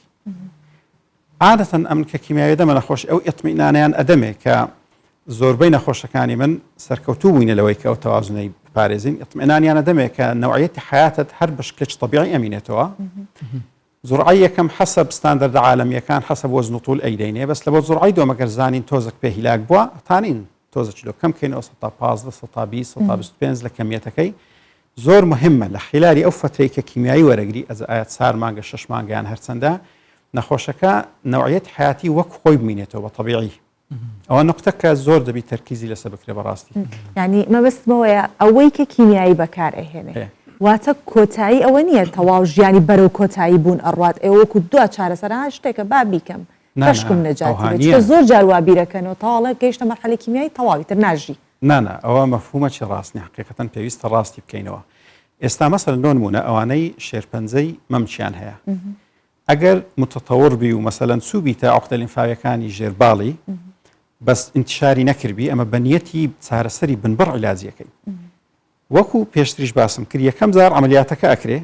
پاش هەنجی کیمیایانە درێتێ بەس بەچنیەت بەو نیەتەی کە ئەگەر هەندێک خەلایە لە ژۆرێ مابن کە بە هیچ فەحسەشی کەشف نەبوو بن ئەو کیمیای لەگە خینێت تێکەرەبی و ئەچی لە هەموو جسمێگەڕێت و لە هەر چێن دەرو خەلایانە هەبن ئەیان کوژی کەواتە نیەتی کیمیاویەکەی هەدەف لە کیمیاویەکەی ئەوەیە کە احتیمالی گەڕانەوەی نەخۆشەکەی کەم بکەینەوە. ئەسڵەن ئەمە بە نەخۆشی نازانین. یعنی پاشەوەی کە عملیاتەکە کرام عادەتەن بە نەخۆشەکان وەرێم ئەتو ئێستا نەخۆشنی. ئەو کیمیاویات مزۆرت ئەدەینێ وەکو شتێکی وقائی هەتا احتیمالی گەڕانەوەی نەخۆشیەکەی کەم بکەینەوە. ئەوەنەوە یەکێک لە هەدەفەکان بەس هەدەفی دیش هەیە لە کیمیایی مەسەلەن نەخۆشەک دێ نەخۆشیەکە زۆر براوبوویتەوە لە جسمی کیمیاویەکەی ئەدەینێ لۆی کەمیەتی نەخۆشیەکەی کەم بکەینەوە. ئەوەش هەیە. باشە دکتۆر هەر چ جوورە شێرپەنجەک بێت ئەم تشتەکەی مەسەن ئەم بژیم خلاص ئەڤەل سەر نەخۆشی قەدەغەیە مەسەن بوون منە زۆر زار جێمان لێ بۆ دەرێ شەکر شیرینەمەنی قەت نابی بخۆی مادەم توش شێرپەنجە بووی فلانە تەسەڕوف فلانە توزانم ڕۆیشتن بوو فلانە شوێن قەت نابی خەفەت خواردن قەت نابی شتی ڕاستەیان ئاسایی دەبی ژیانی خۆت چوون بووە پێشتر پێشەوەی تووشی سەرەتان بێ ئەوها لە زۆربەی شتەکان حیاتی ئاسایی خۆیتی بەس مەسەن لە شتێکی وەکو جغارە ئەگە نەخۆشەکە شێرپەنجەی سێکانی گرتیە بەڕاستی گوناحە بەردەوام بی لەسەر جغاری چکە جغارەکەی تووشی کردیە یعنی لە ساڵحی خۆیتی جغارەکەی واز لێ بینی مەسەلەن کحول لەسەر شێرپەنجەی مەمەک دەوری زۆرە کە تو شێرپەنجەی مەمەک بۆ گە کحولی پێشتر خواردێ واز لێ بینی باشترە بەس مەسەلەی شەکر ئەوە مەفهومە کە ئەوەش ڕاست بکرێتەوە باشە کە ڕەبتی بە ئەو مەفهومە بیدایە هەیە کە باسمان کرد تەجویع خەلایە سەرەتانیە یعنی ئەوها براو کرایتەوە کە ئەوانەی شێرپەنجان هەیە بە هیچ نەوەچ ناوی شەکر بستە ناو جسمیان یعنی حتا نەخۆش هەیە میوەی ناخوا هەنجوینی ناخوا کەەوە ڕاست نییە بەڕاستی چونکە وەکو گوتمان ئەتووەگە تەجویعی بکەی نەخۆشەکەی تەجویعەکەی نەک سەرەتانەکەی بەعکسەوە لەوەی تەحملی سەرەتانەکەی بکە لەوەی تەحملی عیلاجەکان بکە تەحملی کیمیایی بکە پێویستە خۆراکە مادەی مەزبوط بە شکلێکی ڕێکوپێک و منتەزەم بستە ناو جسمی منزمنی هەم ئەو شتانە شەکر بەس عادەتەن من نەخۆشکانم نەسیحەتەکەم کە شەکری طبیعی بخۆن نەک شەکری دروستکرای مەسەن لە زیاتی پەقلاوە با خورمەی بخۆ با هەنجوینی بخۆ ئەگەر نابرەی شەکر وەکو مادە نەک مەمنوعانێ بەرکو مهمە لەوەی بتوانێت تحملی ئەو زەرباتانە بکە هەم سەرەتانەکە و هەم کیمیاویەکە دکتۆر بێگومان جگە لە ئەو هۆکارانی کە بۆ ماوەیین ئەمێننەوە کەسێک لە خانەوادەکەی هەیە تووشی شێرپەنجە ئەبێت هۆکاری دیکەش هەبوونی جەنگ و چەکە کیمیایەکان و مەوادی تەقەمەنی ئەو بابەتانش ئەبێتە هۆی ئەوەی کە خەڵک تووشی شێرپەنجە بکات بەڵام لە لێکۆڵینەوە تازەکان دەڵێت کە هەندێک قماش یاخود هەندێک پارچە هەن مەوادێکی کیمیایی تیادا بەکار ئەهێنرێت کە ئەکرێت یا ئەوەش ڕێگەیەکی دیکە یا هۆکارێکی ترە کە خەڵک تووشی شێرپەنجەکە لە زانکۆی ستۆکۆڵم لە دوای لێکۆڵینەوە دوایین توێژینەوەکان ئەوەی دەرخستووە ئایا ئەوە دروستە؟ خۆی عادەتەن ئەو شتانەی ئەو هۆکارانەی کە شێرپەنجە دروست دەکەن بە شکلش ئامەتوانین تەصنیفیان کەین لە بۆ هۆکارە بۆ ماوەیەکان وڕاستیەکان لەگەر هۆکارە بیئیەکان. طبعاً ئەوەی کە باست کرد لەوانە یەکێک بی لە هۆکارە بیئیەکان بەس شتێک نییە زۆر بە باریزی بەحسی بکرێ بەڕاستی. مثلەن ئەو هۆکارە بیئیانەی کە زۆر باسەکرێ و زۆر وازەحەکە پەیوەندێکی مباشریان هەیە لەگەر دروستکردنی سەرەتانی عیبارەتن لە جغارە، کحول، قەرەوی، دووکەڵی سیارە. ئەکید ئێستا دووکەڵی سیارە لەوانێ زیاتر لە 100 نەوە کارسینۆژینی تێدا ئەو مادانێک کە شێرپەنجەی دروست. دەرمانە جۆراوجۆرەکان چی؟ بەکارهێنانی دەرمانێستا بۆ نمونە کەسێک هەیە بەسەر ئێشەیەکی بچووک یەکسەر کۆمەڵێک دەوا دەرمان نەخوات، پاراستیتۆڵ بەکارەهێنێت، فڵان بەکارهێنانی دەروانی بەردەوام بەبێ ڕاوێژی پزیشک ئەبێتە هۆکار. هەندێک دەرمان مەسەن لۆ نمونە هەر کیمیایی خۆی مالەسەف مەسەلەن ئافرەتێک شێرپەنجەی مەمچی هەیە تو کیمیاییە دێ احتیمالە نەک هەمووزارێ بەس احتیمالێکی ضعیف هەیە هەر ئەو کیمیاییە پاشسی 20 ساری تووشی سەرەتانێکی دی بکە. بەس ئەوە شتێک نییە ینی ترسێکی گەورە دروستکە چکە احتیمالەکە بۆ نوعی نییە. بەس دەرمانێکی وەکو پاراستۆل یان پرۆفیل مەسن لە بەس ژانە سەرەکی شتەکەها خۆی ئاگادار نیمە هیچ دلیلێکی علمی هەبی کە ئەوانە وەکو کارسینۆژینی شەکەن و سەرەتانی دروستەکەن. هەموو دەرمانەک ئەوهانیە. دکتۆر زۆر جارجێمان لێ بوو مەسەلەن معتەڕی بنباڵ یان سابوونی بنباڵ ئەوانی زیاتر و بوونی بەکاردێنن دەڵێن ئەوە کاریگەری چ ڕاستە خۆ هەیە لەوەی زیاتر ژن تووشی سەرەتانی مەمکبی ڕاستە ئەوەیان حقیقەتەن ئەوەش باس ناکرێت لە توێژینەوەکان بە شکلێکی زەق ئەوەش باس ناکرێنە یعنی ئاساییە بەکاربیین هیچ باشە. جا بابین لەسەر ئەو کەسانی کە ئینشاءڵڵا خوای گەورە شفایان داد بۆ خاطری ئەم شەوانەی ڕەمەزانی پیرۆز کە ئێستا چارەسەری کیمیایی وەرەگرن و چارەسەری تیشکی وەرەگرن لەگەڵ ئەوەشە حەزەکەن بە ڕۆژوو بن بۆیان هەیە بە ڕۆژوو ببن. طبعاً ئەوانەی کە کیمیایی وەرەگرن کیمیاویەکە بەس هجوم ناکاتە سەرخانە شێرپەنجەیەکان هجومەکات سەرخانە تەبیعیەکانیش ئەمە لێ لە ڕێجیمە کیمیاویەکان 21 ڕۆژ زارەکەی دێنیا هەیە 28 ڕۆژ زارەکە ئەو بینە لۆ هەیە لۆ هەموو ڕۆژێک کیمیاوی لێ نادێ ئەو بینە لۆ هەندێتە خانە تەبیعیەکان بگەڕێنەوە سەر تەبیعەتی خۆیان ئەگەر ناگەر بەس شێرپەنجەکە بە پێم خۆشە هەموو ڕۆژێک زوم کەنێ سەر شێرپەنجەکەی لۆی بە چەند ڕۆژێکی لە ناوی بین بەسەوە ممکن نییە نەخۆشەکە تحمل ناکە ئەزە لۆ ئەوەی خانە تەبیعیەکان بگەڕێنەوە سەر خۆی زۆر مهمە خۆراکە مادە بە بەردەوامی بستە ناو لەشی و بێزگەلەوەش ئەوانەیە کە کیمیایی وەرەگرن لەوانەیە تۆزە کێرنجی بێتێ لەوانەیە دەوی هیشکەبی دەوی کولەبی بۆن و تامی نامینێ بێتاقەتەبی ئەوانە هەموو هۆکارن لەوەی چێشی دابەزی وەکو پێشتریش گوتم چێش دابەزین لە ساڵحی نەخۆشی نییە مەسەن گەو ڕۆژێک دوو ڕۆژ بە ڕۆژیبی لەوانەیە تەسیرەشی وای لێ نەکە بەس هەفتێک دوو هەفتە بە ڕۆژیبی لەوانە بە خێرایی وەزنی بێتە خوارێ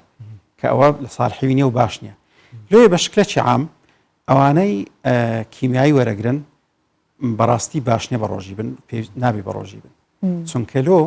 ئەو بە ڕۆژی بوونەوە ئەکە چەند مزاعفاتێک دروستبی کە خطورە لەسەر حیاتی دروست بکە ئەی سیان متەقەطع بە درێژایی ساڵ ئەوەش هەر باش نییە ڕۆژبوونێکی متەقە ینی دوو شەمان و پێنج شەمان بە ڕۆژوە بن ئەوە چی لە وەختی کیمیاوی هیچ بە ڕۆژی بوونەک پێم وایە باش نییە بەس مثلەن پاشەوەی کە کیمیاویەکە تەواو بوو ئەو ئیدی لەوانەیە بە نەخۆش حسابی نەکەین سیدی وەکو گوتم خاستن ئەوانەیە کە بەنیەتەکی وقائی کیمیاویە دەینێ پاشەوەی کیمیاویەکە تەواو بوو فترێک تەواو جسمی هاتۆ سەرخۆی ئاحتیادیە توانین ڕۆژەکان ڕەمەزانێ بگرتەوە توانین لە خۆی دووشەم پێنجشەمان بە ڕۆژی بێ ئاحتیادیە دکتۆر بابینەوە ناو کوردستان زیاتر ئەو نەخۆشانە ئێوە و ئەوەی ئاگاشتان لەبی لەگەر یعنی لەگە دکتۆرەکانی دیکە زیاتر باوترین جووری شێرپەنجە ئێستا لە کوردستان چیهانە هەم لە پیاوان هەمیش لە ئافرەتان طبعاً باوترین زۆری شێرپەنجە لە هەموو دنیا حقیقەتەن من زمنی کوردستانیش شێرپەنجەی مەمکە لە ئافرەتان لە پیاوانی شێرپەنجەی سەرەتان سەرەتانی پرۆستات و شێرپەنجەی سیەکانیش لە هەردووچیان زۆر باوە کەواتە مەمک لە ئافرەتان زایدن سیەکان و لە پیاوانیش پرۆستات و سیەکان لە منداڵان لە منداڵان عادەتەن شێرپەنجەی لیوکیمیا و ئەوانە زۆرە شێرپەنجەی خیم دکتۆر جا بۆ ئەو خانمانەی کە مادەم ڕێژەکە لە شێرپەنجەی مەمک زۆرە تەمەنەکان لە چ تەمەنێکەوە گرێتەوە کە زیاتر معڕەزن یاخود لە بەردەمی ئەو ترسن کە تووشی شێرپەنجەی مەمک بن. 180 ئەو ئافرەتانێت توی شێرپەنجەی مەمکە بن تەمەنیان لە 50 ساری زیاترە. عادەتەن لە 50 ساری بەرەو سەرێنا بەس نەخۆشن هەبووە 30 ساریش بۆ شێرپەنجەکەی منتەشیریش بووە. بەسانە نادرن حالاتی نادر. ئەجا دکتۆر وەک سەرەتاش باسمان کرد باشی شێرپەنجەی مەمک هیچ باشیەکی نەبێ یەک باشی هەیە ئەوەیش ئەوەیە کە هەستی پێ ئەکرێت لە دەرەوە. چەندێک پێش خولی مانگانەی ئەبێت بەحسێکی خۆی بکات پشکنینێکی خۆی بکات یا چەندێک دوای با بڵێن سوڕی مانگانی. طبعا خۆفەحسکردن سلف ئەگزامینیشن شتێکی باشە و عادەتەنیش کە بکرێ کەنجی بکرێ باشە لە ڕۆژی دەیەمی سووری مانگانە. ڕۆژی یەکەم ئەوەیە کە خین دەست پێکە ڕۆژی دەیەم باشترین وەختە لەبەرچ چونکە ئەو ڕژێنانەی کە شیر دروستەکەن لە ناو مەمەک عادەتەن لە وەختی سووری مانگانە ئەستورە بن بەس لە ڕۆژی حدودی دەیەم و 11 دەست پێکە تەواو ئەستوریەکە نامینێ لێگە گرێکەبی بتوانانی هەستی پێ بکە بەس حقیقەتەن لە بۆ تەشخیصی شێرپەنجە پێش ئەوەی نیشانە دروستکە باشترین شت مامۆگرامە شیعی مەمەک. بەڵام خۆ هەموو تەمەێک ناتوانێت مامۆگرام بکات عادەتەن لە سەر و چل کاتە ئەوەی تر بخۆی باش یەکێک لە نیشانەکانیشی ئەوەیە کە جیاوازی لە قەبارەی مەمکەکان هەردووکی جاخۆ هەر بە طبیعەت هەر سنگێک لەگەڵ ئەوەی تر هەر جیاوازیەکێ بێت ئەو جیاوازیش هەر بە مەترسیدانرێت لەو طبیعەتە بە چیا بزانێت کە ئەمە ئەو جیاوازی تر نییە. طبعاً ئەو قسە هەیە کە هیچ ئافرەتێک نییە لە دنیاە هەردوو مەمکەکانی عینی حەزم بی عادەتەن فەرقێک هەیە بەس کە ئەرێن جیاوازی قەبارە لەوانەیە نیشانی شێرپەنجەبی ئەگەرەوە جیاوازی شتێکی نوێبی پێشتر ئافرەتێک دی عمری 40 سارارێ مانگە کە هەستەکەم لای گەورەتر بووە مەسەلەن بەس نیشانەی دیش هەیە چونکە عادەتەنەگە قەبارە گەورەتر بی نیشانەی دی هەیە باوتر مەسەلەن هەست پێکردنی گرەیەک یان گۆی مەمەک بەرەو ژوورێ بڕوە چونکە گۆی مەمەک عادەتەن ڕووی لە دەرەیە ئەگەر لە خلالی چەند هەفتەک ئافرەت هەستی کرد ڕۆیەکەی بەرەبەرەستۆ لای ژۆرێ ئەو لەوانە گرێک لە بنەوە هەبی لە پشتۆ ڕای کێشی لێ ئەستۆ ژۆرێ یان گۆڕانکاری لە پێستی مەمەک زاروێ سۆرە بتەوە هەندێک زار وەکو پەلکە پرتەقال وەسفەکرێ پیوری ئۆرنج ینی کونەکانی ناو پیستەکە گەورە ئەبن لە بەرەوەی ئەستور بووە ئەوە لەوانە علامات شێرپەنجەبی یان زاریوە هەیە بەشێک لە پێستی مەمەک هەستەکەی چوویتۆ ژۆرێ سنکوانی هەندێک کەسێک کە پێکەنی قۆرتە کلێری دروستەبی ئەگە قۆرتش لە پیستەکەی دروست بووە دیارە گرێک لە ژۆرێ ڕای کێشایە ئەوانە نیشانن. دکتۆر هەلگرتن تایبەتیژی ئاوەیان بەحەسکین دەبێ ئەوانە بەرحەتاوێ بەرێ مدهەکی درێژ بژن ڕاستەوخۆ مادێت سەرەتانی دروستکە سەر ئاوێ ئەم کەنگی بزانین ئەف ئاوە پێرتێت بوو vەخواردنێ و یعنی نفسی تشتی ئەگەر بەرحەتاوێ بێت ڕاستەوخۆ تیشکاخۆری لێ بدەتیانژی بەز بەرگەرمێ بێت ئەمی تشتی بکارڕینی چ ئاو بەتیانژی هەر مادەکی دیە خواردنێ وەخواردنێ بەشکلەی عام هەموو شتەشی فرێش باشترە لە شتانێک کە لە ناو قۆدی و حەفزکراینە مەسەن خواردنیش ئەو خواردانێکە لە ناوقۆدی هەتا بکرێ خۆت لێ پارێزی شتی فرێش بخۆی باشترە و باکیدیش ئەو دەب بە ئەوانە ئەگە ئینسان بکرێ بەکار نینی باشترە بەڕاستی و ئەگە بەکاریشی دێنی بڕۆ لە جێک بکڕەکە تاکید بی لە بە هەتاوە دانەندرایە و لە مەزدەڕەکی ڕێک و پێک بیکڕی باش ئەگەر بەس گەرما بێت یعنی حەتاف لێ نەداو بێت لەوانەیە وڵڵا لەوانەیە هەر تەفاعولەکە ڕووبدە لەگەرەوە پلاستیکی حتى چونا بەرحەتاوێژی گەلک جۆرە ینی کچ دوێت ئەسمەر لێ بێت چنە بەرحەتاوە یانژی بوو حتام سەردەمی کۆڕۆناژی بەحەسکین ناویشێنن برۆنز ئەڵێ حەزەکەم برۆنز زان دەبێژم بوو چارەسەری و کۆڕۆناێژی بچنە بەرحەتاوێ باشە بەس ڕەنگە گەلە جۆرە ئەف نەخۆشیên سەرەتانên خینی دەبێژێت گەلێکی چوە بەرحەتاوێ ڕاستەش حەتاوێ چێت بێت ئەگەر مرۆڤ زێدەیش حەدی بشتە بەرحەتاوێ یان بەرحەتاوێ شول کرد کار کرد طبعا شێرپەنجەی پێست کە لە خانەی میلانۆسایت دروستەبی و شێرپەنجەکە پێگوترێ مێلانۆما ئەوە بەرێ هەتا و تەسیری هەیە بەس نەک هەر ڕۆژە و دوو ڕۆژ بچێ بەر هەتایە توشبینە ئەگەر مەسەن لە بۆ ماوەی زۆر لە بۆ فترەی زۆرت معڕز دەستمت معڕز بی لە بۆ هەتا مەسەن خاستن ئەوانەی کە فەلاحیان کردێت چەندەها سار و ئەو هەتاوە لی داینە بە درێژایی سار ئەوانە معڕزن توش بن بەس هەتوو چەند جارەکە چێ بەر هەتاوێ ئەوە تەسیرە شوای نییە. دکتۆر کاتێک کە ژوان پرسیاری ئاوی کرد ئەم ئەوانەی کە لە بتڵەکانن لەگەڵەوەشا بە بن بگەڕێمەوە سەر ئەو مەقتاعی خواردنمان هەیە خواردنە لە قوتونراوەکان زۆر جار باسیەوە ئەکرێت کە ئەو خواردنە لە قوتونراوەکان با نەخورێن باش نین لەبەرکە لە قوتونراوە یا لەبەرکە موادی حافزەیتە و موادی حافزە چەندێک تەسیری هەیە لەسەر دروستبوونی شێرپەنجە. تاوان کە توێژینەوەکان ئەخینەوە لەسەر هۆکاری دروستبوونی شێرپەنجە بەڕاستی بە شێوەیەکی زەق بەحسی شتانە ناکرێت. بەس بە ئەکیدی موادی حافزە کە فترەی زۆر ئەمینێتەوە لەوانەیە هۆکارێک بی لە بۆ دروستبوون بەس شتێک نییە کە زۆر زەقبی بەس وەکو گوتم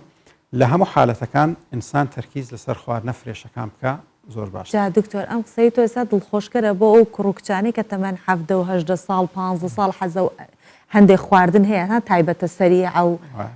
لە ناو قوتوە ئێستا ئەمە چۆن لە بشارەیەکی خۆشە بۆ ئەوان حەزیان لێتی خواردنانە بەس بێژی دیرکەون دەڵێ بەس ینی تەکید نییە کە ئەوە هۆکاری سەر حقیقەتەن زۆر بەزەقی بەحسی شتەی ناکرێت لە توێژینەوەکان بەس باکی دێگەر مەسەن یەکێک چەند سار بەردەوام هەر لەسەر ئەو ناو خواردنانەبی باش نییە بەڕاست خواردن فەستفود نەکرد لەبەر مەسەن ئەو خواردنانی فاستفود و ئەوانە نەک بەس هەر لەبەر شێرپەنجەش ئینسانی قەرەوەکەن بەڕاستی ئەیدی قەرەویەکەش هەر بەخۆی ینی هەم معڕستر تەکە لە بۆ شێرپەنجە ئەین بەشکلێکی غێر مباشرە خواردنانە تو شێرپەنجە تەکەن لە ڕێی قەرەویەکەی و هەم ئەوانەی قەرەوەن معڕسترن تووشی شەکرە ببن تووشی زەخت ببن تووشی نەخۆشی در ببن ینی بە مباشر یان بە غێر مباشر زەربەکتەر لێ داخیری وەرزشکردن بۆ کەسانێک کە تووشی شێرپەنجە بوونە چەندێک کاریگەرە ئەفو سوالەکە وەرزشکردن چەندێک بۆ کەسانێک کە تووشی شێرپەنجە بوونە بەو پێیکاڵی هێزیان نییە بێتاقەتن چەندێک کاریگەرەکە چارەسەریان بکات چاک بنەوە لە ڕووی دەرونیەوەیان یارمەتی دەریان بێت بۆ وەرزشم عادەتەن نەخۆشەکانی خۆم نەسیحەتەکەم خاستن ئەوانەی کە عیلاجی وەرەگرن کیمیاییوانە وەرزشی بکەن لەبەر چەند سەبەبەچی چکە وەرزش یەکەم شت لێ ناگەڕێ قەرەو بن وەزنەکان سابتەکە هەموو سیستەمەکانی لەشی فعالیت دێخی و واش هەکە کە ئەو عیلاجەکان کیمیایی ئەوانە سریعتر لە جسمی تەصفیە بن و بچنە دەرێ سحەتیان خۆشەکە بەعام استفادەی زۆر لێەکەن زۆر باش یارمەتی دەرێکی باش ئەکید و بێزگەلەوەش مەسەلەن کیمیاوی یا عیلاجە هۆرمۆنیەکان هەندێک زار هێزی زعیفەکەن تووشی هەشاشەت العظام تەکەن خاستن ئەوانەی کە تووش شێرپەنجە بن مەسەن زۆر ئەوانی شێرپەنجەی مەمکلۆ نمونە بەخۆیان تەمەنیان لە سەروی 50 ساریە و هەر بەخۆیان معڕزن تووشی هەشاشەت العظام بن لەگەر ئەو کیمیاوی و عیلاجە هۆرمۆنیانە زیاتر معڕزە بن لێ ڕیازش عیلاجەشی ئەساسیە لە بۆ هەشاشەت العظام لێ وەرزش باکیدی شتە دکتۆر پرسیارە داویە بکەم ئەف مەفهومەی هەیە و گەلە جۆرجمە گوڵ بژێت خەلایەت سەرەتانی جسمی هەر ئینسانێکیدا بەس نوستینە ڕاستە هۆسایە و ئەگەر نوستینە یعنی چۆر ناف لە شێ مرۆڤیدا هەنە مرۆڤ یعنی هۆسا ژیانە خۆسا دەرباس کرد هەر نوستی ببینە مەسەن وە بەحث کرد وەرزش و خواردنە سەوزەوات و میوە ئەوانە چ دی ئەم گەلبین هۆسا ئەگەر هۆسا بێت مثلا ئەف خەلایەت سەرەتانی هەرە جسمی مەدە ئەوان لۆی جوابی و پرسیاری بدەم بۆ مقدمەی کچکۆکە باس بکەم باشە لە ناو خەلای ئینسانی سیستەمێک هەیە کە لێ ناگەڕێ گۆڕانکاری لە جیناتەکان ڕووبدا یعنی هەر گۆڕانکاریەک هەر ناتەواویەک هەر گۆڕانێک لە ڕیزبندی نیوکلیۆتایدەکان کە ئەوەی نیوکلیۆسایدەکان کە ئەوەی دروستەکەن DNA هەر گۆڕانێک ڕووبدا ئەو سیستەمە حاولاکە ڕاستی بکاتەوە ئەو سیستەمە تۆکمەیە لەگەر بەرزبوونەوەی عمر زعیفە بی لێ ئەوانەی بە تەمەنن معڕستر نەخەرشێری توی شێرپەنجەی بن ئەوجا ئەو ینی لە هەموو وەختەشێت و معڕەزی مشکلە لە جینەکان دروستبی بەس شتێک هەیە لە ناو جسمی ئینسانی کە پێوتر ئیمیون سڤەیلەنس علاقەی بە جیهازی مەناعە هەیە ئەوە عادەتەن ئەتوانی خەلایە شێرپەنجەکان ئەگەر دروستبی زەفەریان پێ بەونیان هێری بەس ئەو سیستەمەش لەگەر بەرزبوونەوەی عمر بەرەبەرە زعیفە بی زۆر سپاس دەکەین دکتۆر ئەمشەو ئێمە لەگەڵ دکتۆر سەرکەوت خۆشناو پزیشکی پسپۆر لە نەخۆشیەکانی شێرپەنجە بووین زۆر سپاس دەکەین ئینشاڵڵا هیوادارین کە ئەو نەخۆشانی کە سەردانی ئێوەکەن بە زووترین کار چارەسەر پەیدا بکەن و لە ساغیان بگەڕێتەوە و جاری جارانیە هینجی دیری هەمی نەخۆشیەوە بن ئینشاءڵڵا زۆر سپاس بەڕێستان ممنونتین گەڵا خێر بەرنامە پۆشی بە ئەفشەڤەژی بداوی هات دعا ما ئیشڵا وەکی سۆڤانێژی بەحەزکردی ئەو نەخۆشیە سەردان و دوورێکن و جیهانێژی بگشتی ئیشڵاین هەمی خودی شفای بۆ ئەفڕێکەت و ئەوێت تەندروستیاوانە باشی ئیشڵا تەندروستیەوە هەر وسا باش بە دیری هەمی نەخۆشیەوە بن و خودش و هەمی ڕۆزی بێت خودی ڕۆژی نوێژ تاعاتێ هەمی قبیل ئینشاءڵڵا میژەمێ ئەمشەو بەس بە تایبەت بۆ کەسانی کە نەخۆشن بە دەردێکی جسمانیەوە ئەناڵێنن یا ڕەبی خوای گەورە ئەم شەوقتان خاتە بەر ڕەحمەتی خۆی و هەر هەمووتان لەش ساغ و سەلامەت بکاتەوە زۆر سپاسانەکەین کام شەو لەگەڵمان بوو.